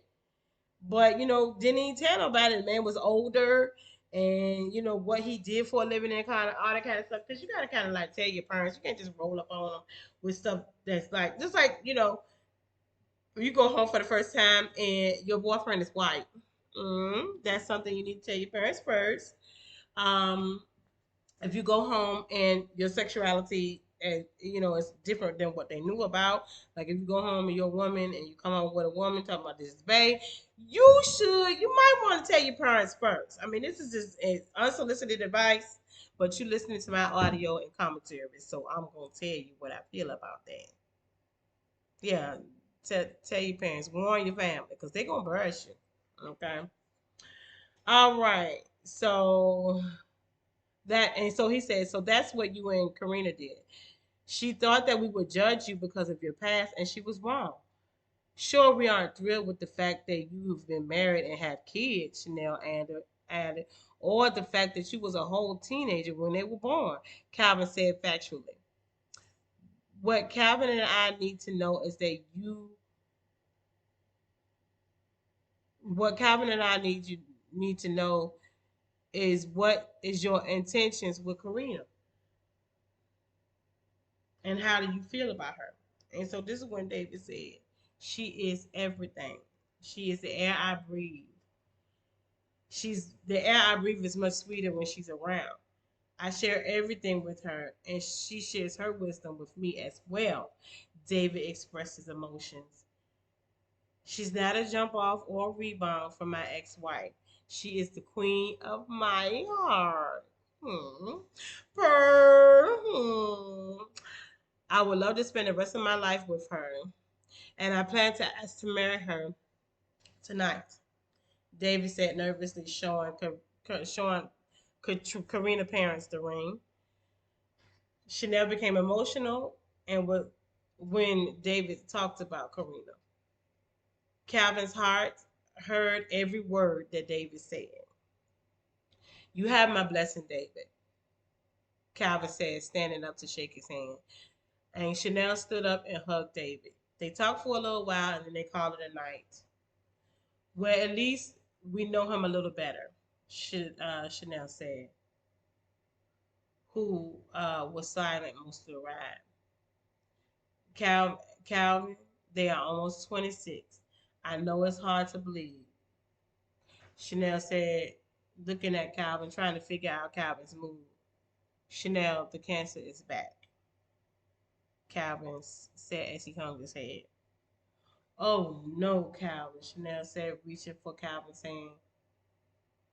They want me to do chemo, but I cannot let y'all watch me waste away, Calvin said, tearing up.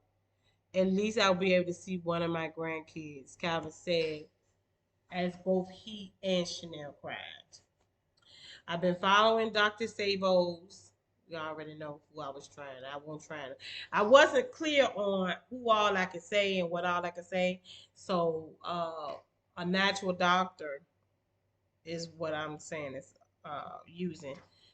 Because he has treatment for cancers as well. So treatment, trying to stay alkaline, but it's up to God how long I will live, Calvin said with acceptance. Do the girls know? Chanel said, wiping her eyes. No, I'm going to wait until Katrina has the baby. Calvin answered. Okay, Chanel shrugged and kissed Calvin goodbye. Chanel felt like she was hit with a rock, but she knew she had to keep her ex-husband's secret until he felt like sharing it. So she got in. She was staying with the girls. She's going home. She's supposed to go home the next day, but she was staying with the girls until she was staying with the girls until the next day when she was going to go back to the airport. Um, so that's what she did. She was glad they were tired and didn't feel like talking because all she could do was cry. Just thinking about what a day they had. Emotionally, the emotional highs and lows. So Karina was going with her boyfriend because you remember Dave going to ask her to marry him. And then Katrina said she was tired and she waddled to her room. So that's why they didn't even see that their mama had been crying. So Chanel left, and as Chris was coming the same day, and so they went and they had the 3D ultrasound, and so that's when it became the most real to Chris and Karina because what happened was is they started to know that okay, this is serious. They really about to be parents. And so they took a picture of it with their hands in a little heart. You know how they do little heart. And they put it over the ultrasound. They took a picture of it and put it on. And Katrina took a picture of it and put it on social media and tagged Chris saying new beginnings. So when they were at lunch, Karina got an inbox from Chris's ex-girlfriend. Katrina Katrina gave the girl her phone number, and when she called, she offered false congratulations. She said that she was Chris's date to the wedding. Mm-mm. She said she thought that she had gotten pregnant by him too, and he insisted on her having an abortion.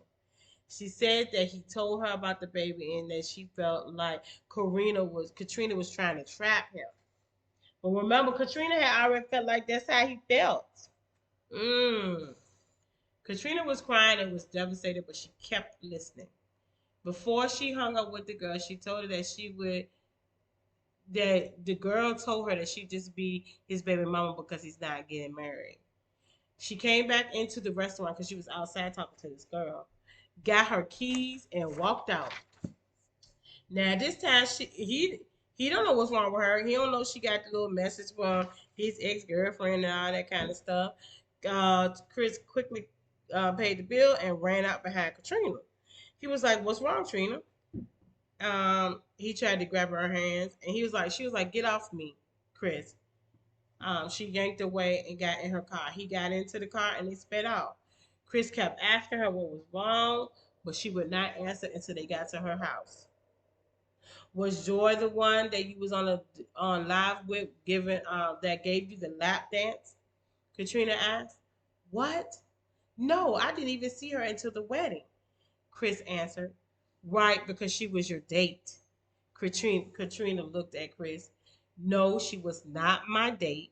She was she we sat together during the reception, Trina. Chris said. Where is this coming from? Chris asked. I post a picture from my page and tagged you and she inboxed me. And in 15 minutes she told me all I needed to know. Katrina said as she started to cry. What did she tell what did she tell you, babe? Nothing happened between us. That girl nothing has happened between me and that girl since undergrad, way before I knew you. Chris said, follow her into the house. She told me you got her pregnant and you made her have an abortion. Katrina said, pacing. How could you? Katrina shouted, I don't want kids. Chris shouted back, but he wished he hadn't said that. Well, if I wasn't so far along, would you have asked me to have an abortion? Katrina asked. Do you really think I'm trying to trap you?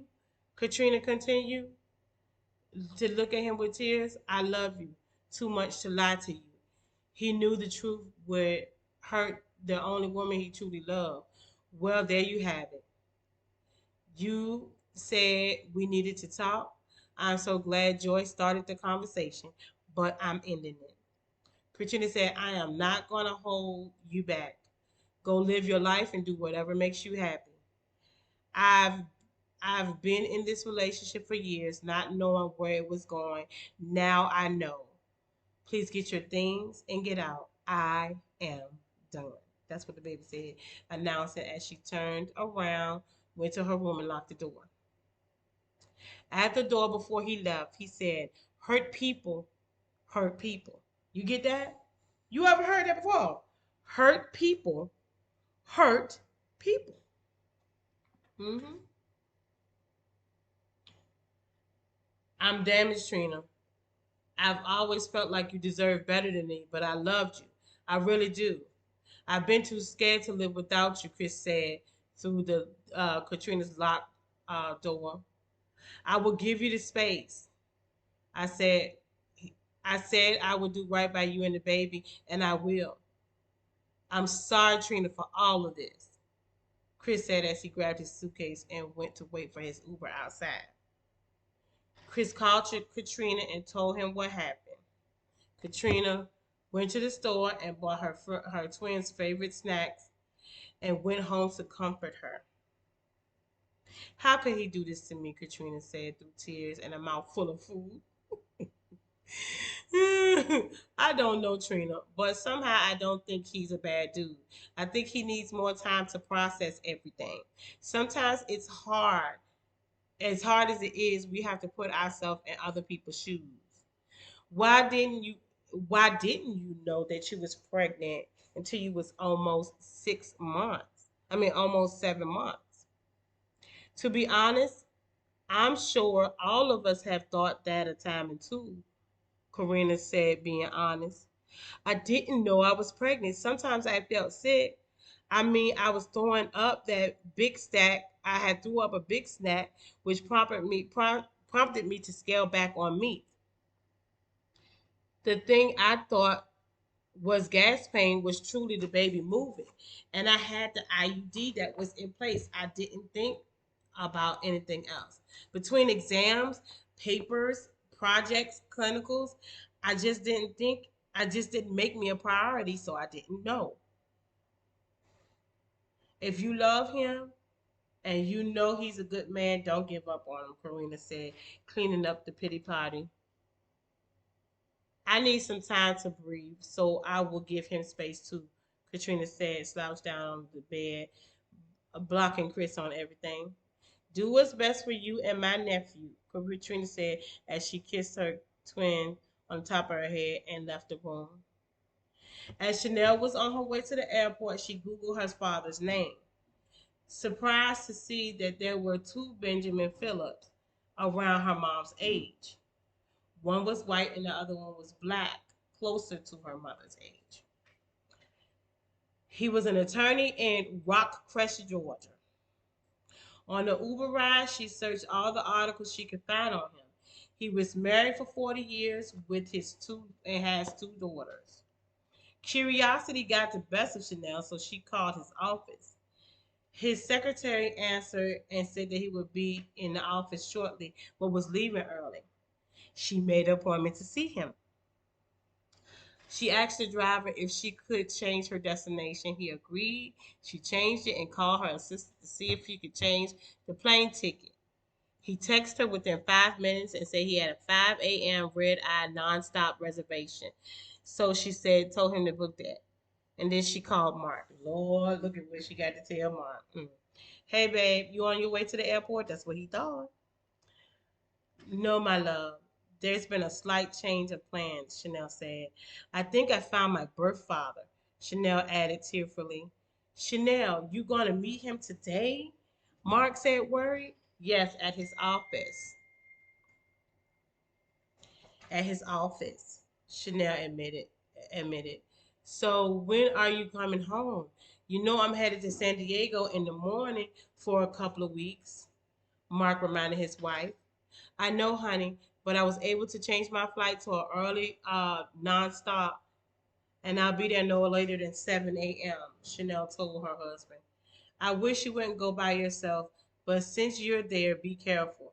Call me the moment you leave, Mark said.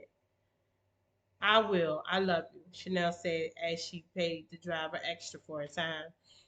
Ma'am, do you want me to wait for you? The driver said as he had listened to the conversation because he knew what was going on either. No, you go ahead and make your money. Thank you for asking, Chanel said as she closed the door. As she stood in front of the law firm, all of a sudden she didn't feel so brave. Mr. Phillips, Miss Bennett is here to see you, the secretary said. Send her in, he said as he hung up the phone. You could come right in, she said. You could go right in, she said, as she showed Chanel the way. Chanel waited for him to finish up his phone call. She stood there waiting and wondered what she would say. Would he remember her mother? Was her mother even certain he was the father? Yes, Miss Bennett, how can I help? Her father said, but he paused, looking at eyes that were like his. He quickly closed the door and plainly asked Chanel, yes, Chanel Monique Brooks Bennett, she said with tears in her eyes. Wow, you found me. I can't believe it. You look just like me. You are so beautiful, he said, reaching to embrace, but seeing her quickly move away out of the reach, he knew exactly why this was not going to be the reunion he wanted. How did you find me? He asked. I Googled you. Not really the way I should be meeting you, but here I am, Chanel said sharply. Chanel, you have to hear me out. But I'm on my way to an awards banquet, Mr. Phillips said. What reward what reward is that, Father of the Year? Chanel said, looking into his eyes. You came here for answers. Let me give them to you, her father said. Come by first thing in the morning. We can get breakfast and talk. Phillips said. Mr. Phillips said, I'm leaving in the morning. I just wanted to see the person who forcefully planted a seed and didn't water it, Chanel said as she turned to leave. Nice to meet you, Mr. Phillips. Congratulations on your award. I'm sure it was well deserved. Chanel said as she walked out the office. Mr. Phillips walked behind her with tears in his eyes. Mr. Phillips, are you all right? Should I call the police? The secretary asked. Girl, get somewhere and sit down. No, I need all the information you can find on a Chanel Monique Bennett. Once you find it, send it to me. Mr. Phillips said, gathering his things to leave. I'll do it right away. But who was that woman? The secretary asked. A precious secret from my past, Chanel's father said, leaving. Chapter 9. We're getting there, although it's almost 2 hours. Chanel cried in the Uber on the way to the hotel. She didn't want to bother the girls for having to get up at 4 a.m. so she could be to the 5 a.m. flight. So she got a hotel room near the hotel, near the airport.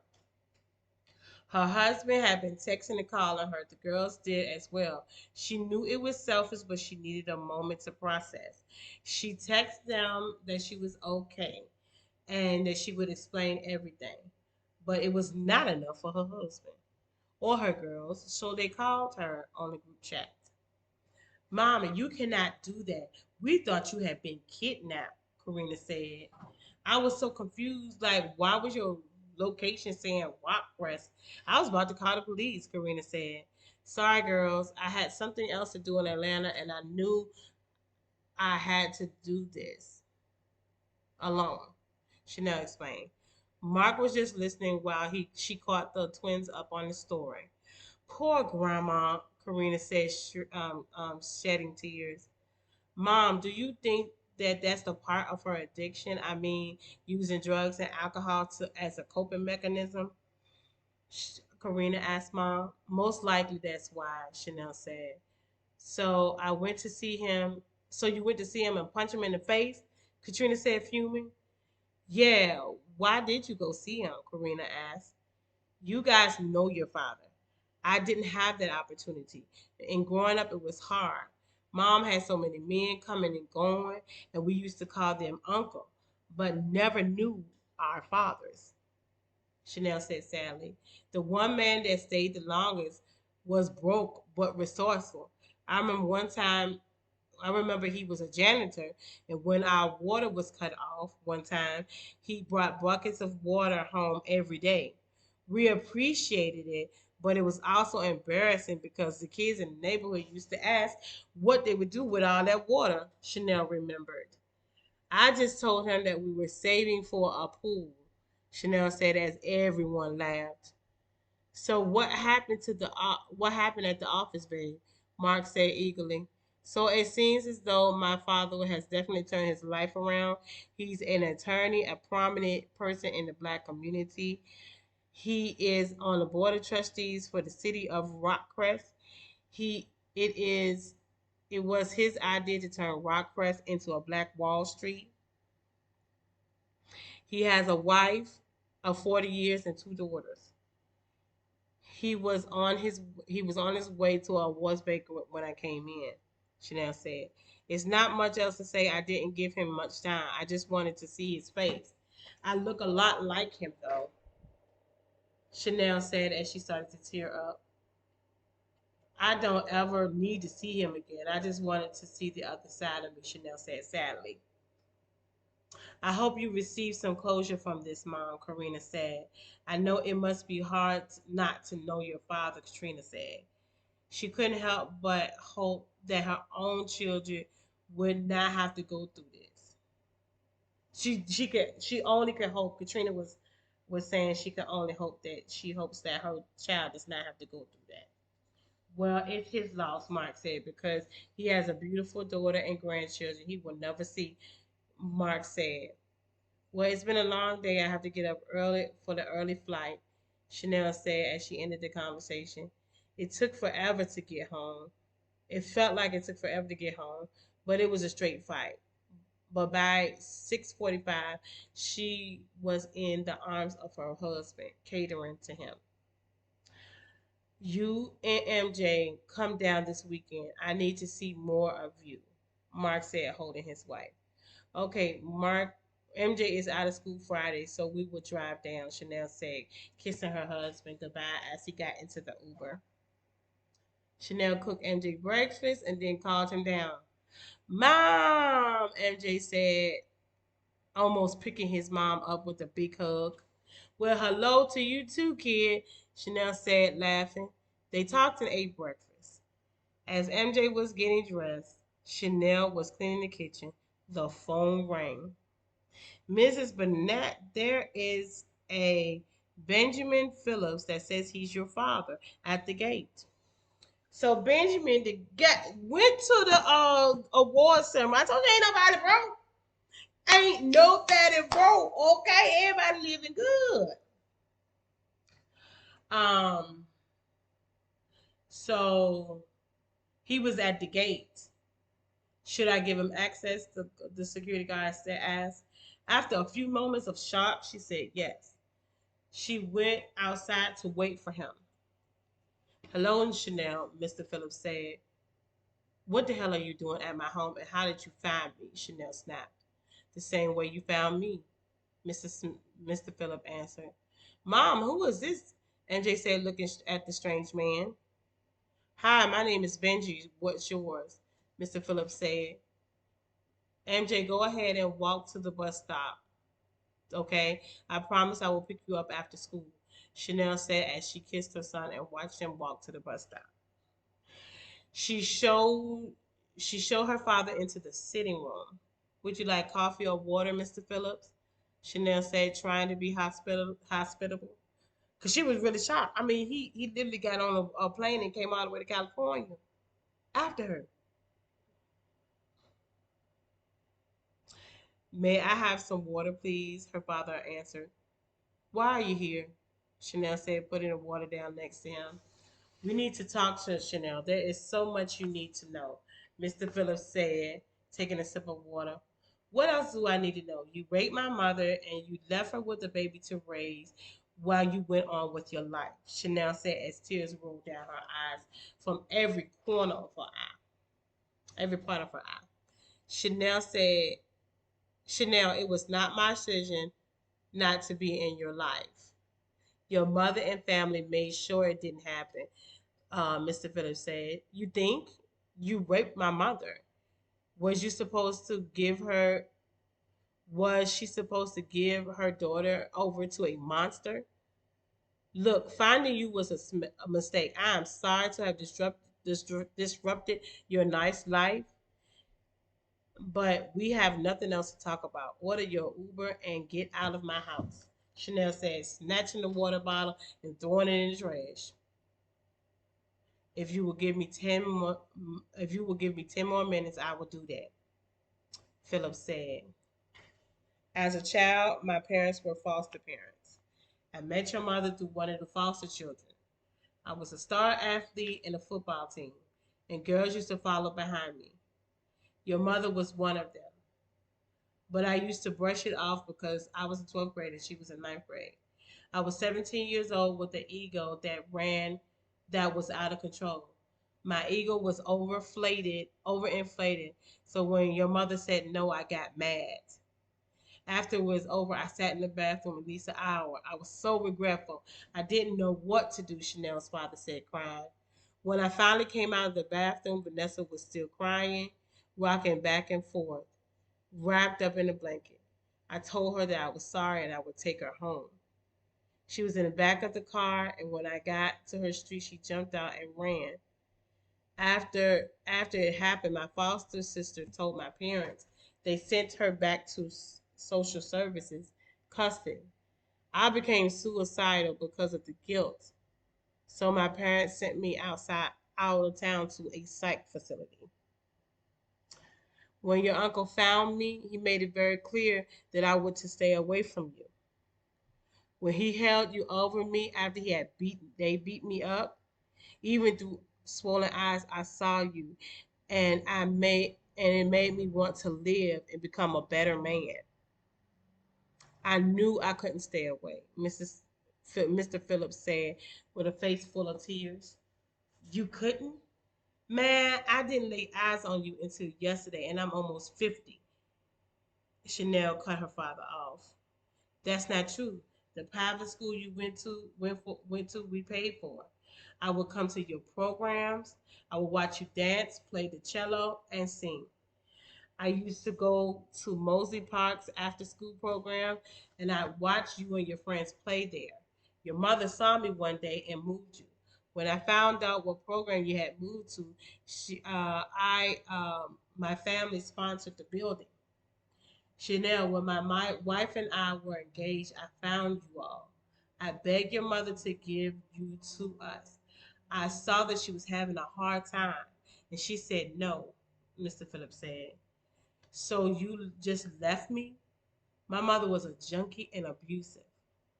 Once my grandmother died, life got worse, while your life got better, Chanel said angrily. I let my family convince me to let you go, Chanel's father said, holding his head down. I never stopped thinking about you, Chanel. When you came to my office, I felt like it was my second chance.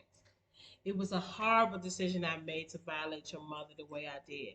And I am so sorry for what I did and what not being there for you, Chanel's father said as Chanel turned around to cry. If you can find it in your heart to give me another chance, I will live the rest of my life making it up to you. Please meet me for dinner tonight, Phillips pleaded. Chanel was turned around and said nothing. I'll wait for my Uber outside, Mr. Phillips said as he put his card down on the door. Card down by the door. Mr. Phillips, Chanel said, crying. Yes, dear, he said eagerly. Where should I meet you? Chanel said through tears. As soon as he got to his hotel, he explained to his family what was going on. So he had everybody on a conference call, his lawyer, his wife, and the two children that he had with the wife. He told them, explained them everything. The wife kind of knew. You're gonna see how much she knew in a minute. But so that's what happened. So he stayed there with her. Chanel agreed to have dinner. Remember, she agreed to have dinner whenever she did. They talked, and they talked about things, and yeah. So that's what happened with that. He asked her during the whole dinner if they could take a DNA test, and they did. And he also asked her to. So he was telling her about everything. Um, so he was telling her everything about what all she would get and stuff like that. And so back to the group conversation that he had with his family, Mr. Phillip had with his family. He showed them pictures of her, and one the youngest daughter was like, "Dad, she looks just like you." Like they looked very familiar together. And the lawyer said, Mr. Phillips, please get that test done if you want to change your will, stock, CD distribution, and ownership of Hopeville and Rockcrest. He owns both towns, the lawyer said, hanging up. I'm going to binge all of Dr. Bennett's Baby Barn. Because remember, Mark has a reality show. So they are. She said the youngest sister is gonna binge all the shows. I hope this girl didn't come back in your life to cause trouble, Benji. Mrs. Phillips said, still annoyed. Honey, I'm a good judge of character. She's a good woman and she deserves my attention. I love you and I will talk to you soon, Mr. Phillips said, ending the meeting. Later that day, Chanel met her father at Sweet Chick for dinner. They ate their food beachfront and they walked and talked on the boardwalk. He seemed to be a very good man, but Chanel hadn't gotten over the fact that he had violated her mother. Chanel told him about her husband and children. Mr. Phillip told her about her sisters and how he was a civil rights attorney, and he and his wife were philanthropists. And what was next for him? I'm running for mayor of Rockcrest because although he owned Rockcrest, he got to run for mayor. I felt like I wanted to. I've been in here almost 2 hours. Don't judge me by the young. I felt like, oh no. I'm back. So they had dinner. He talked about, things with her. They went to a DNA a site that was able to do their DNA testing right there. Because I mean, Chanel wanted to know too. So he also asked her. Her grandmother's 85th birthday was coming up, and he wanted her to come, and she didn't know. She asked, she said she would let him know. They took a selfie. Um, Mr. Phillips wanted to take so he took a selfie with her, and they said their goodbyes. She was just wondering if he was just like another man that came to restore her life. So chapter 10 was cute. It started off cute. Let me make sure.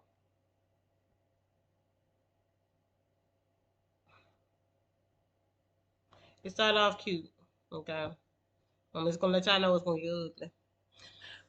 So Chanel picked up her son. They went to San Diego where Mark was. They spent the weekend together. They ate at different shops, an Ethiopian shop and a Jamaican restaurant called Aki Tree there in San Diego. And so they were together. And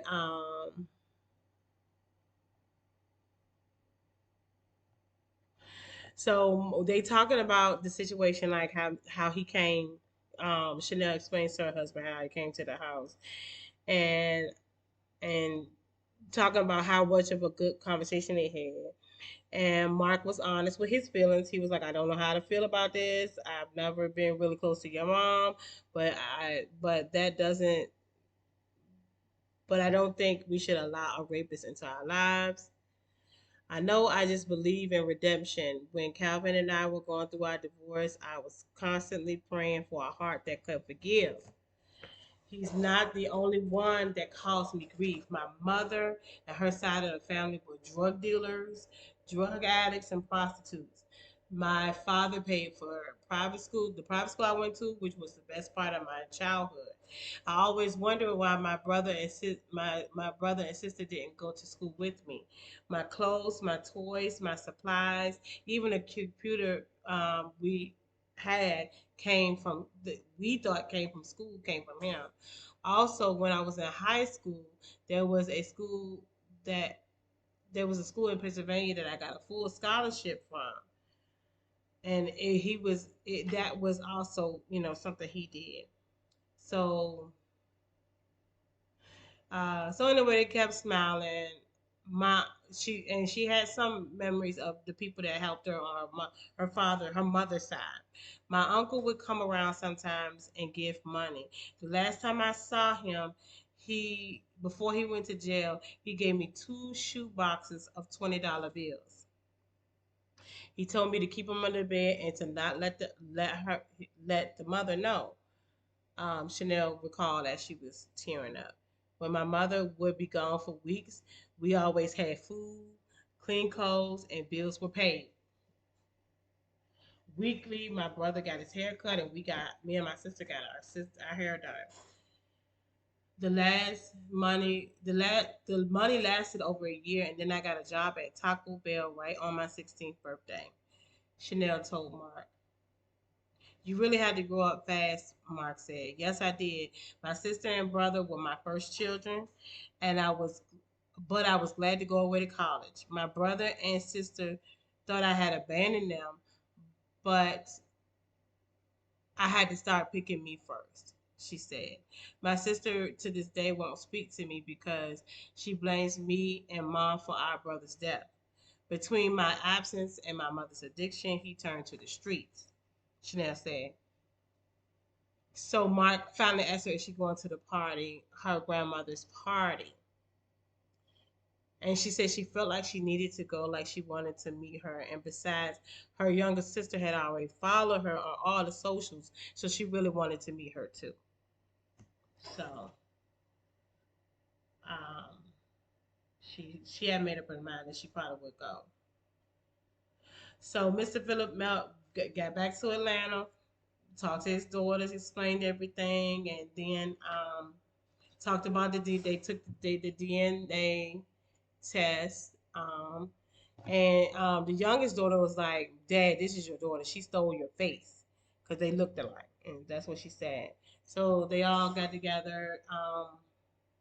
So um, they were talking, and the sisters decided to call Chanel. They hit her up in an inbox on social, and they all talked on the phone. And at first, it was awkward, of course, because the girl that thought she was the big sister wants to still be the oldest sister. She don't want to be no middle child. She wanted to be the oldest child. So there was a little apprehensive, but once they started talking and stuff like that, they realized that they were going to hit it off pretty good. So this is the bad part of chapter 10. So they're in chapter 10, Chanel, Mark, and MJ are spending the weekend together, and then the publicist calls and talks about a tour. He said he had two more tours for her. Mark came in the room as she was talking to him. He heard that the tours were in the Dominican Republic for 2 weeks. She was going to do 1 week in England, and he was trying to finalize a tour of Africa where she would be going to Nigeria, Morocco, Egypt, and Algeria. You will have to do something like that in the summer so MJ could join on some or not all of those dates. Chanel said excited. So Mark was upset. He said, "Do you have a few moments with your husband?" She seen his face and she told the publisher she was talking to mom. So he apparently said, "Chanel, what about us? When will you take? When will you make us a priority? You put your children. Hell, you even put Calvin over me." Mark said, getting angry. "You act like you a single woman sometimes. I feel like I'm single. I wanted to have more children and you said no. You didn't even think about my feelings. You just said what you wanted and that which was no. You had the nerve to give the twins advice on how to treat their men and you don't even know how to treat your own." He was mad on him. You are constantly making decisions without consulting me. Are we together or what? I'm a doctor with 3 practices and a show. With all I do, I still make time for us. Mark added. "Mark, where is all this coming from? Because we've been together all weekend," Chanel said, confused. "Your grandmother's party, and now you're going to be on 2 month-long book tours? Do you think that you should involve me at all? Do you think that you should have asked how I felt? Do you even care how I feel? When did you schedule time for us?" Mike said. "I don't know what you want me to say," Chanel said with tears in her eyes. "Mrs. Bennett, that doesn't surprise me," Mark said as he left the room. The next day, they drove home in silence. Chanel was trying to look at her husband, but he wouldn't even look her way. When they got home, Mark went straight to his office. Later that night, he came into the bedroom, took a shower, and went to bed. You were mad. "Mark, we need to talk about what happened last night. This is the morning time." "Now you want to talk," Mark said with his back to Chanel. "A lot of things were said last night and I never knew that bothered you. As far as having more children, we only had a few conversations about that. When I said I didn't want any more, you didn't push the issue. Chanel said, starting the conversation. You missed the point.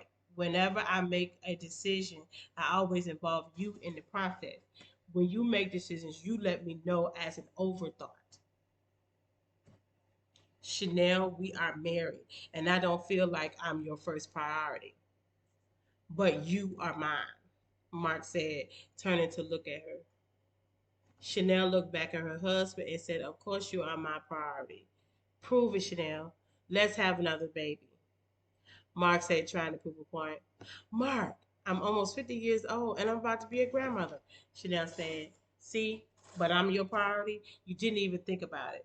Well, here's a taste of your own medicine. I'm going to San Francisco. I'm going to the San Francisco practice to fill in for Dr. Hutchinson while she's on vacation.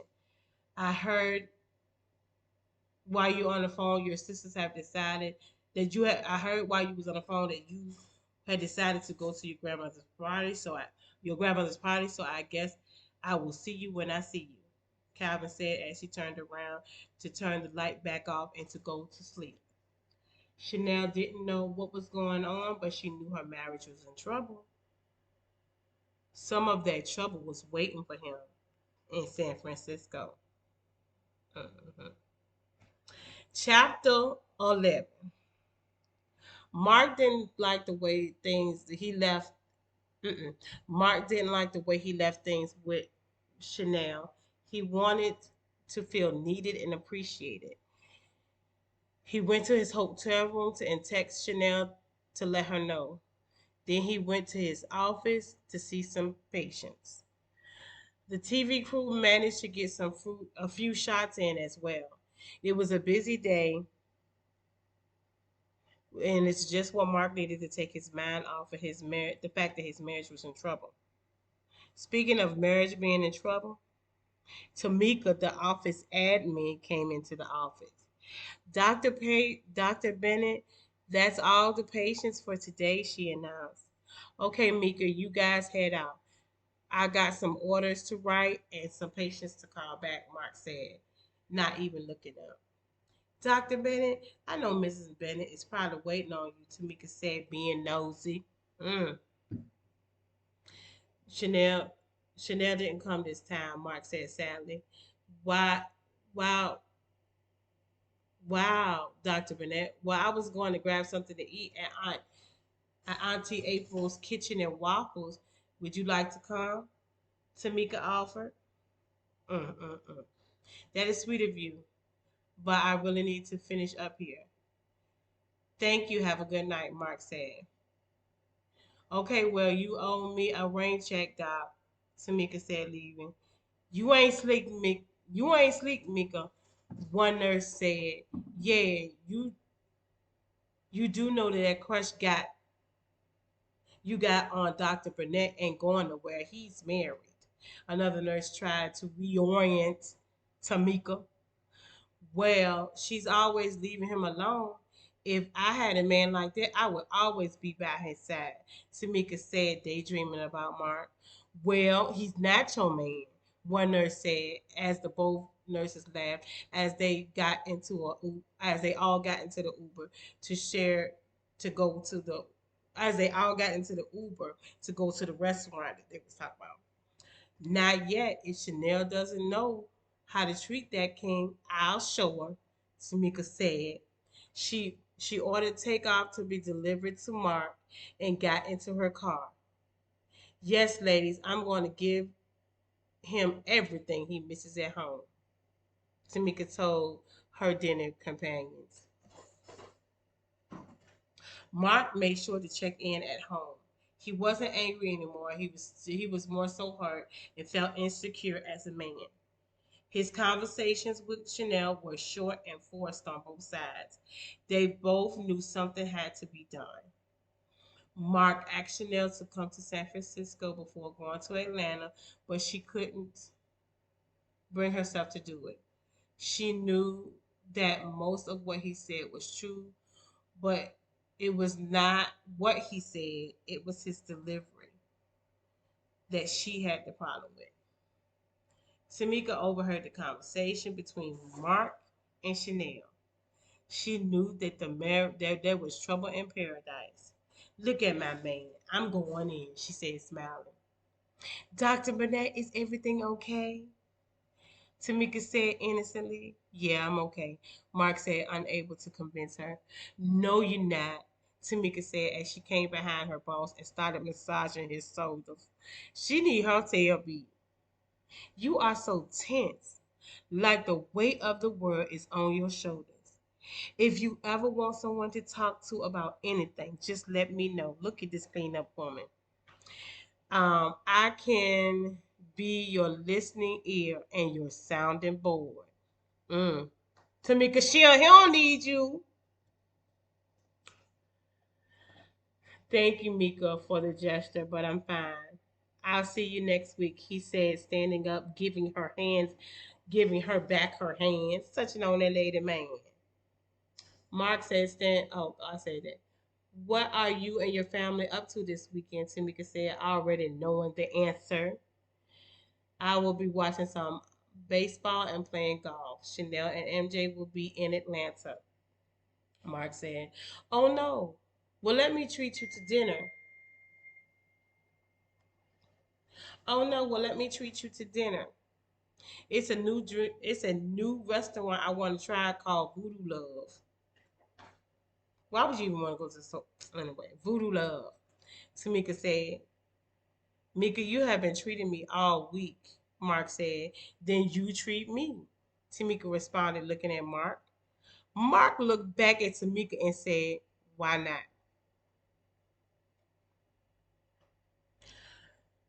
Anyway, we going to Atlanta. Her husband and daughters might be happy that Chanel decided to pop back into the picture, but Mrs. Phillips was not.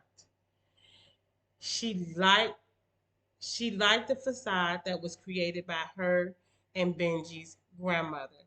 They had convinced him to let it go, um, since he had finally had a daughter of his own. He was always so obsessed with Chanel. Every day he would look at her pictures until they mysteriously went missing. She always knew where Chanel was. Even when she knew that it hurt her husband, he was grieving for her. She knew where he was. She knew where Chanel was and wouldn't tell her. Miss Phillips. You ain't heard that from Miss Phillips. Um, she was mad because she was coming to the birthday party because she knew what Mr. Phillips was up to, that he was going to announce to everybody that this was his daughter. So when Benjamin came in, Miss Phillips asked, "Did you see your girls parading around Atlanta with Chanel and posting on social media?" Mrs. Phillips said, throwing down the flowers that he had brought her in disgust. They are having fun and getting to know each other. I think it's cute. I just wish they knew each other earlier on in life, Mr. Phillips admitted. They should be getting dressed. Mrs. Phillips sat down at her vanity in a huff. Bonita, those pictures and videos were taken an hour ago. They're all at Chanel's suite getting dressed like sisters do, Mr. Phillips informed his wife as he undressed to hop in the shower. Please hurry up. The party starts in an hour, Mrs. Phillips said as she turns to look at the bed. There was an envelope from the DNA diagnostic lab that had been opened. Chanel was definitely her husband's oldest daughter. She looked at the results and ripped them up and put them on her table. After all these years, I can't imagine what your problem is, Benita. Chanel is not a product of me cheating on you. She poses no threat. Why are you so angry? Mr. Phillips said, holding the ripped up pages. Is it because she's more black than your daughters? Her skin a little tanner than Brittany and Brienne? Are you a racist? Mr. Phillip fired these questions at his wife like she was on trial. Oh, I didn't tell y'all. Mrs. Phillips is white. and Mr. Phillips is mixed with black and white. Yeah. Benji, how could you even ask me that? Miss Phillips said, yelling and crying at the same time. I have been with you as you selflessly champion for the African American causes. I have given my time and money for scholarships for children of color. So why would you dare insult me that way? Miss Phillips continued. Now that you insist on introducing your child from rape to people, they will question your integrity. And yes, it happened 50 years ago, but there are people who are trying, who will try you in the court of public opinion. You could lose everything you and I built for your screw up. Mrs. Phillips hissed. She's my daughter. She's the one thing in this situation I was never ashamed of. I shouldn't have to let you I shouldn't have to let you and my I should have never let you and my grandmother convince me to turn away from my own responsibilities while helping other people with theirs, Mr. Phillips said. But you hear this, the lies and cover up end tonight. I will introduce her as my daughter, and tomorrow we're doing an exclusive interview to tell the world. You say you stood behind me before, will continue to do so. But with or without your support, this is happening. And I'm going to let the chips fall where they may, Mr. Phillips said, walking into his closet to get dressed. Chanel's grandmother had not seen her in years, and Mr. Phillips was using Chanel as the gift. Was so sad that her son had given up on having a real relationship with Chanel, but she never forgot Chanel. Chanel agreed to get in the box. The grandmother sat in the middle of the room, and then the box was brought in. Everybody pulled out the two people pulled the ribbon, and everybody else surprised, and she knew it was Chanel because Chanel looked like that. Okay, so that's how that went. Chanel, the grandmother was weeping. In the years to come, she said, "You look just how I remember you all those years ago." And then Chanel said, "In the years to come, we will make up for that time apart." And she bent down and coupled her grandmother's face. For folks, towards the end of the evening, I was explaining how Chanel fits into our family for those that don't know. And then he cued the music to get back to the music. Miss Phillip had only a few minutes to set her plan in motion before her husband threw his career and legacy in the garbage. Chanel, darling, you haven't spent any time with me. Come with me upstairs so I can get to know my bonus daughter. So she being real fake now. They went to the upstairs balcony of their bedroom, of the Phillips's bedroom. The stars were shining so bright and it's unseasonably warm tonight. Wouldn't you agree, Chanel? Mrs. Phillips said as she glared at her stepdaughter. It's a special night, Chanel said. It's a special night indeed for your grandmother's birthday, but also it's the night before your father wants to throw his life away, Mrs. Phillips added. Mrs. Phillips, I have a feeling you have something to say, so just say it, Chanel said, getting annoyed. Chanel, as you know already, your father plans to stand in front of his guests and admit that his lost sheep has been found. However, the omission could prove harmful to his career. We all know you came about. We all know you came about in one of the worst imaginable ways. If he comes clean with his crime, his image will be destroyed. The people that the person that he has become will mean nothing, and he could possibly lose all that he has built. Mrs. Phillip explained. Have you talked to your husband about this? Because if this is what he wants to do, how can I change that? Chanel asked. Oh, Chanel, you have a husband. Hell, you've had two. Now, why she had to throw that shade, I don't know. You know, sometimes we have to help them, even if they don't want the help, Miss Phillips said. Lady, what do you want me to do? Chanel snapped. What will it take for you to disappear? I know you got a mom that lives in that premier assisted living near Phillips Plaza. You and your husband have money, but I know that place is costing you a mint.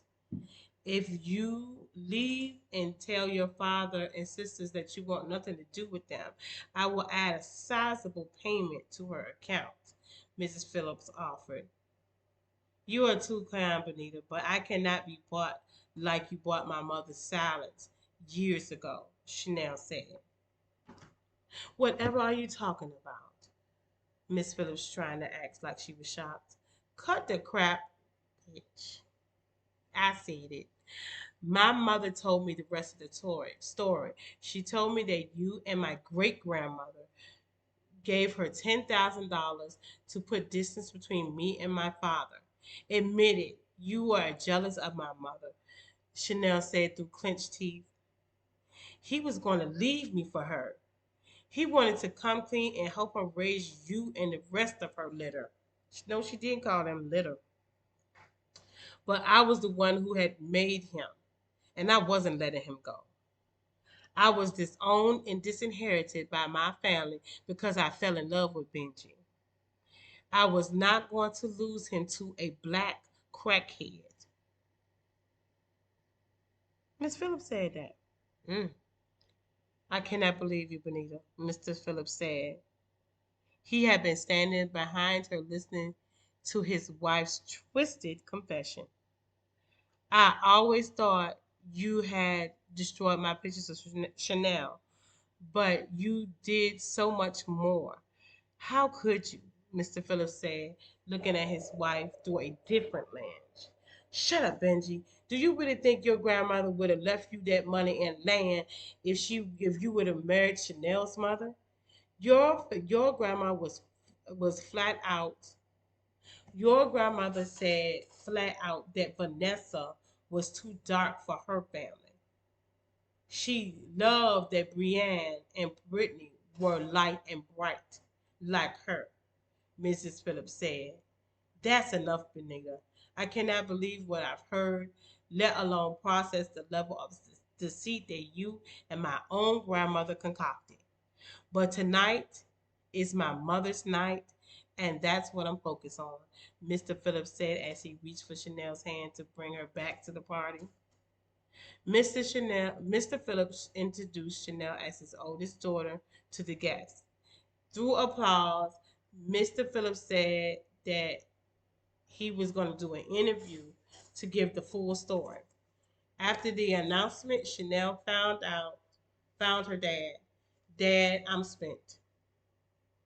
It it took all of me and my Christianity not to punch your wife in the face, Chanel told her father. You can call me dad, Mr. Phillips said, getting emotional. No, she said, Dad, I'm spent. And then so he got emotional about her calling him dad. And she said, Yeah, I did. She said it with a smile. Someone once said that holding a grudge is like drinking poison, expecting the other person to die. You made bad choices, but you have apologized and you are forgiven, Chanel said, giving her father a kiss on the cheek as she gets into the Uber. Benjamin didn't know where he was going that night, but he knew he could not stand the face to look at his wife's face. He went upstairs, grabbed some clothes, and left. The next day, he met with his lawyer and her publishers, and Chanel had her publishers there, and they were at the news station. In an interview, he gave a full disclosure of the events that happened 50 years prior. Chanel shared how she came to meet him. She also talked about her twins friend who committed suicide in part to sexual abuse that she had fallen victim to.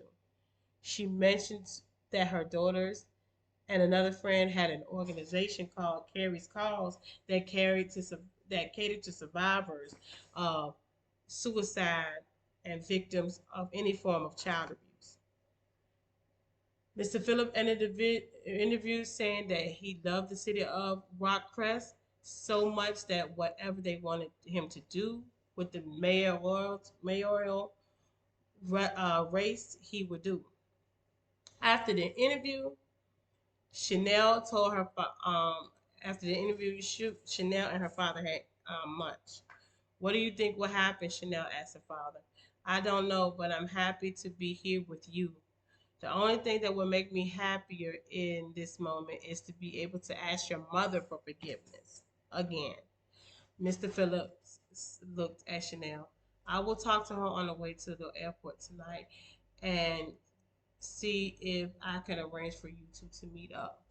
Chanel said, looking down at a text from her publicist about the interview.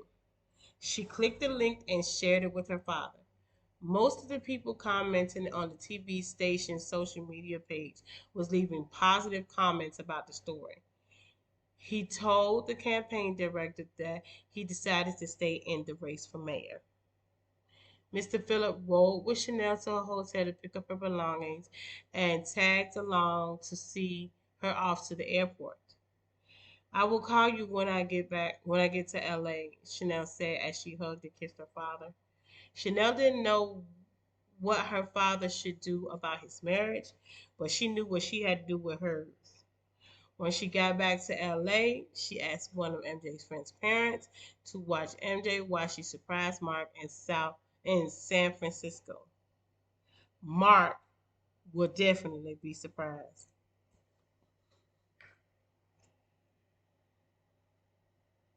Meanwhile, at the Phillips residence, the girls questioned their mother about why their father had left the night before.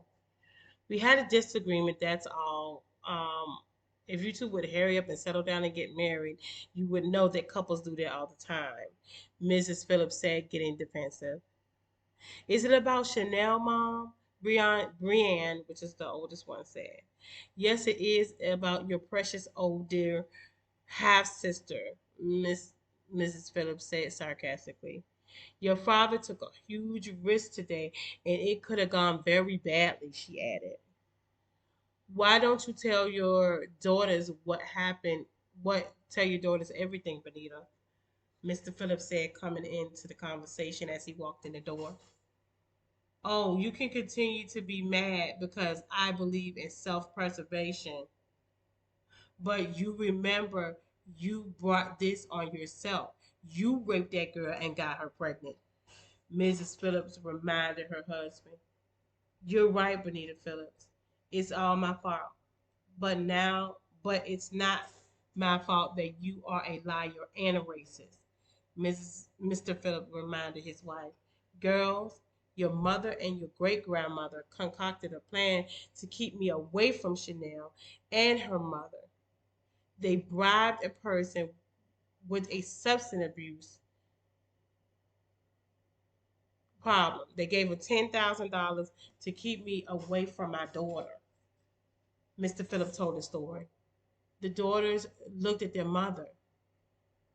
He was going to leave me to play Father Abraham with that, Mrs. Phillips started, but Mr. Phillips interrupted her with the hateful words she said the night before. With who, Benita? The black crackhead? Mr. Phillips said angrily. Yes, I was going to leave your mother to help heal the wound that I created. Even as a young man, I felt responsible for the choices Vanessa had made in her life. I wanted to make to right my wrong, get her cleaned up, and help her get her life back on track. Mr. Phillips added, because of you and my conniving grandmother, I lost decades with my daughter. I don't know if I'll ever be able to forgive you for the past or trying to repeat trying to repeat your past with Chanel last night, Mr. Phillips said. What are you talking about, Daddy? Brittany said, crying. She tried to bribe Chanel last night. She offered to pay for Vanessa's assisted living apartment if she would go away. I guess old habits don't die, Mr. Phillips said as he looked at his wife in disgust and walked upstairs into their bedroom. What are you staring at? Mrs. Phillips snapped at her children.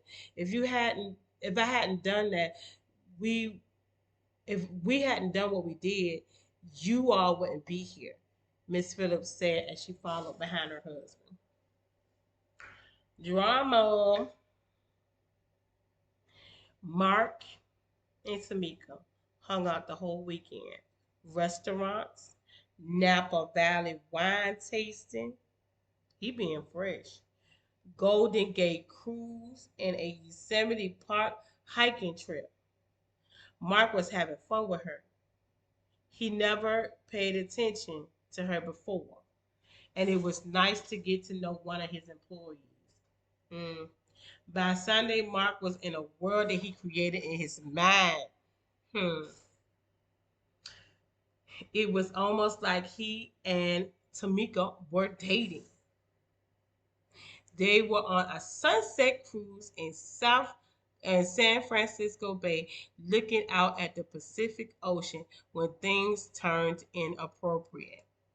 Mark and Tamika kiss. Mhm. Minutes into the kiss, Mark snapped out of his trance. I'm sorry, Mika, Mark said, still shocked. Don't be, Mark, Mika said, coming closer. I'm married, Mika, Mark said, moving away. But you're not happy. You need me and I need you. You should be treated like the king you are, Mika said, hugging Mark from behind.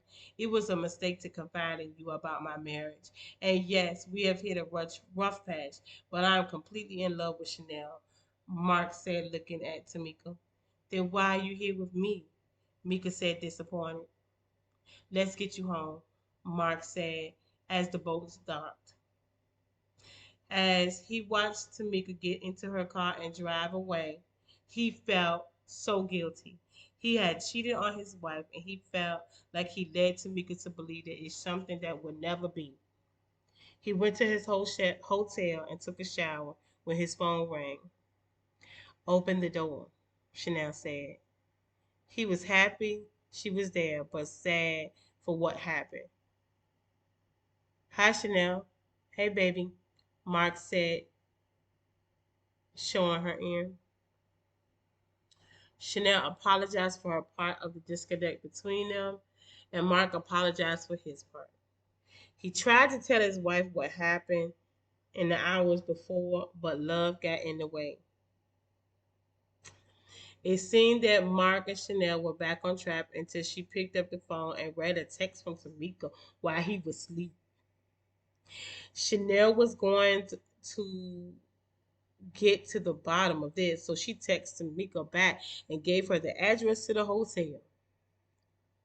Chanel called downstairs and let the concierge know that they would be expecting company. In less than an hour, here she go. Now, how she wash her tail? Let's think about this. How she wash her tail? Suppose this was her moment. How you wash your tail and get all the way to the hotel within an hour? You nasty. But anyway, Chanel, Chanel opened the door to Tamika's surprise. Have a seat while I go get my husband, Chanel said as she walked off. Chanel took Mark's phone and threw it at him to wake him up. Chanel said, what's wrong? Mark saying half sleep. You got company, Chanel said, returning to the sitting room. Mark put his clothes on and caught up with his worst nightmare. Mark said, confused and not fully awake, I thought you text me. No, he said, Tamika, what are you doing here? He was confused and not fully awake. I thought you texted me, Tamika said, just as confused. I text her, Mark.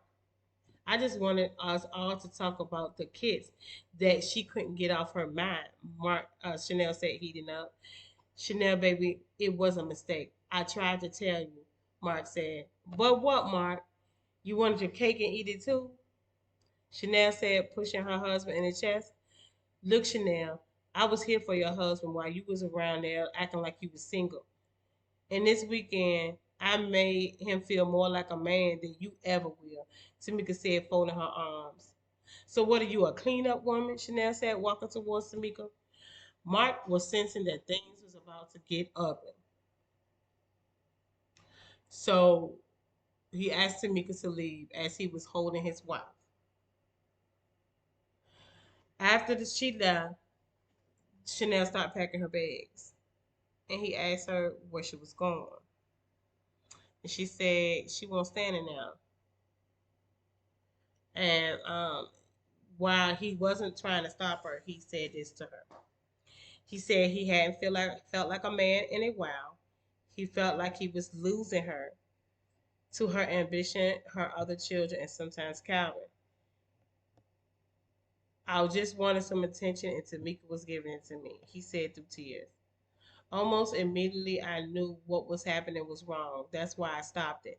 I apologized to her and I wanted to tell you, but I saw you and love wouldn't make me wait to hold you. Mark admitted. Dr. Hutchinson is back in the office Wednesday, and I am coming home to work on us. I understand if you leave, but I want you to stay. Mark said. Chanel was listening to her husband being transparent and truthful as he could be in that moment. She was not excusing his behavior, but she knew she had not been squeaky clean. Because if you know, in the second book, when she was pregnant with MJ, she kissed Calvin. And he always have like little slick advances towards her in every book. Read the book. She remember the cat, just like I said. She always so she didn't stay. She said that they needed some counseling, so they got some counseling. But 2 months later, they renewed their vows in Accra, Ghana. So I'm gonna sum up the rest in 20 minutes. This is by far my longest book, and I'm doing this all together. I rated it already. Okay. So summarizing what happened. What happened. Okay. Katrina and Chris had the boy. Okay. They named them, they mixed the names between Calvin and Mark, I believe. Calvin and Mark. They got back together and that was nice. His name is Chris, but it's just a mixture of Calvin. I think they got Calvin middle name. Um, After the baby, let's go back. Calvin and Alyssa have moved to the Bahamas where he's from. Yes, he's Caribbean. They moved to the Bahamas and closer to the medicinal medicines that he was using trying to help him with his cancer related symptoms. And so that's where it was. But he came to the States to see Chris being born, Chris Jr. being born. While he was there, he went on and told the kids about his cancer diagnosis and everything. So they all decided that they would do after the baby was 6 months, 6 weeks, and old enough, they could come to Bermuda with the baby. So he got the shots that he needed to be able to do that. And so they went to Bermuda. They had a good old time. Um, they had a good old time.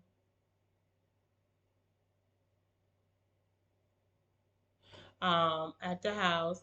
They hadn't had a family trip in years. Mark and Chanel, Miranda came. Remember Mark's oldest daughter. MJ, Chris, Katrina, Chris David, Chris Jr., David and Karina, they all came, all the whole family, even David, which was Karina boyfriend. They all came to Calvin's house in not Bahamas, the Barbados, where he's from. Calvin had relocated there. I talked about that. They had a 7 bedroom, 4 bath home, so they had more than enough space for everybody. Um, this is one scene I want to talk about that Calvin was looking at the whole family getting along and people having a good time. And the song "Family Reunion" by OJ's was playing in his mind. The family's not the closest, and so every time I try to get them together, this song comes into my mind, Family Reunion by the OJs. So that's why I put it in there. So they had plans all the week. They had all kinds of plans. They went to all kinds of different restaurants and stuff like that. On Saturday, Chanel and them had to go home, but the girls stayed and they went to the church that Calvin grew up and then they went home. So that's how that left. So they had a little trip. So I wanted to tell you this one little thing. So Chanel was on the beach, just relaxing, looking at the sunset and how gorgeous that Bayesian sunset. I hear a lot about that. Maybe one day I'll be able to see it myself. That Bayesian sunset. So they this I gotta tell y'all about this. Well, so let's go back to the whole scene. What are you doing out here by yourself? Calvin said, asking Chanel as she sat down next to her. And she said it, just soaking in the Bayesian sunset. How are you feeling, Calvin? Chanel asked. I'm happy that you all are here. Even that man that stole the most beautiful girl in the world from me, Calvin said as they both laughed. Chanel, I am so proud of you and I'm grateful for the women you gave me. I'm so sorry I lost the privilege to call you my queen. I love my wife, but but I always know that you are the woman that God gave me. Calvin said. Chanel was going to interrupt him, but he respectfully asked her to let a dying man finish. I need 2 things from you. Number one, when the time comes, you will help Alyssa with the baby girls. Financially, you all will be fine, but help her raise my daughters. Calvin said, tearing up. Of course, the twins and I will be there for those girls. Chanel said. What else, Calvin? You said it was 2 things. Chanel reminded Calvin. He said, kiss me, Calvin said as he looked at Chanel. Whether they kiss or not is not our business. So everybody went home and stuff like that. He got to see his baby. He begged them to let him keep him, but of course, Chris and Katrina said no. And they went home. Unfortunately, 6 weeks later, Calvin fell gravely ill and he did not recover. As requested, he didn't want a funeral and he wanted to be cremated. Alyssa made necklaces for um, Chanel, Karina, and Katrina from some of the ashes. Before he closed his eyes for the last time on this side of heaven, Calvin did what he was supposed to do. He loved and he lived. He was born into this earth and he was blessed to become a blessing. No, he wasn't perfect. And he made mistakes, but he overcome them to live a life and live life abundantly. Isn't that why Christ came? Could that be the difference between red and yellow? Woo! I don't know how I was gonna do that one because that's the longest book. I didn't know how I was gonna do that in 1 hour, but I did pretty good. It's 3 hours. I hope I was entertaining. I hope that you won't take it all in at one time. That would be silly anyway, unless you just binge it, you know. But anyway, thank you so much for not only listening to this, but getting my book. Y'all, I think the series is closed. I think it's done.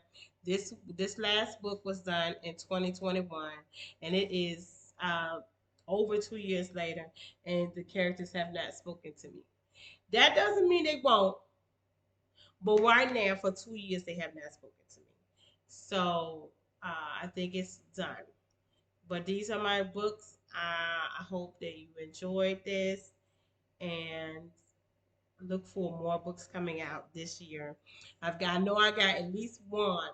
I will be starting another one, Lord willing, too. But I know one will be in the works within about 6 weeks. Okay, I'm an author, and I'm out.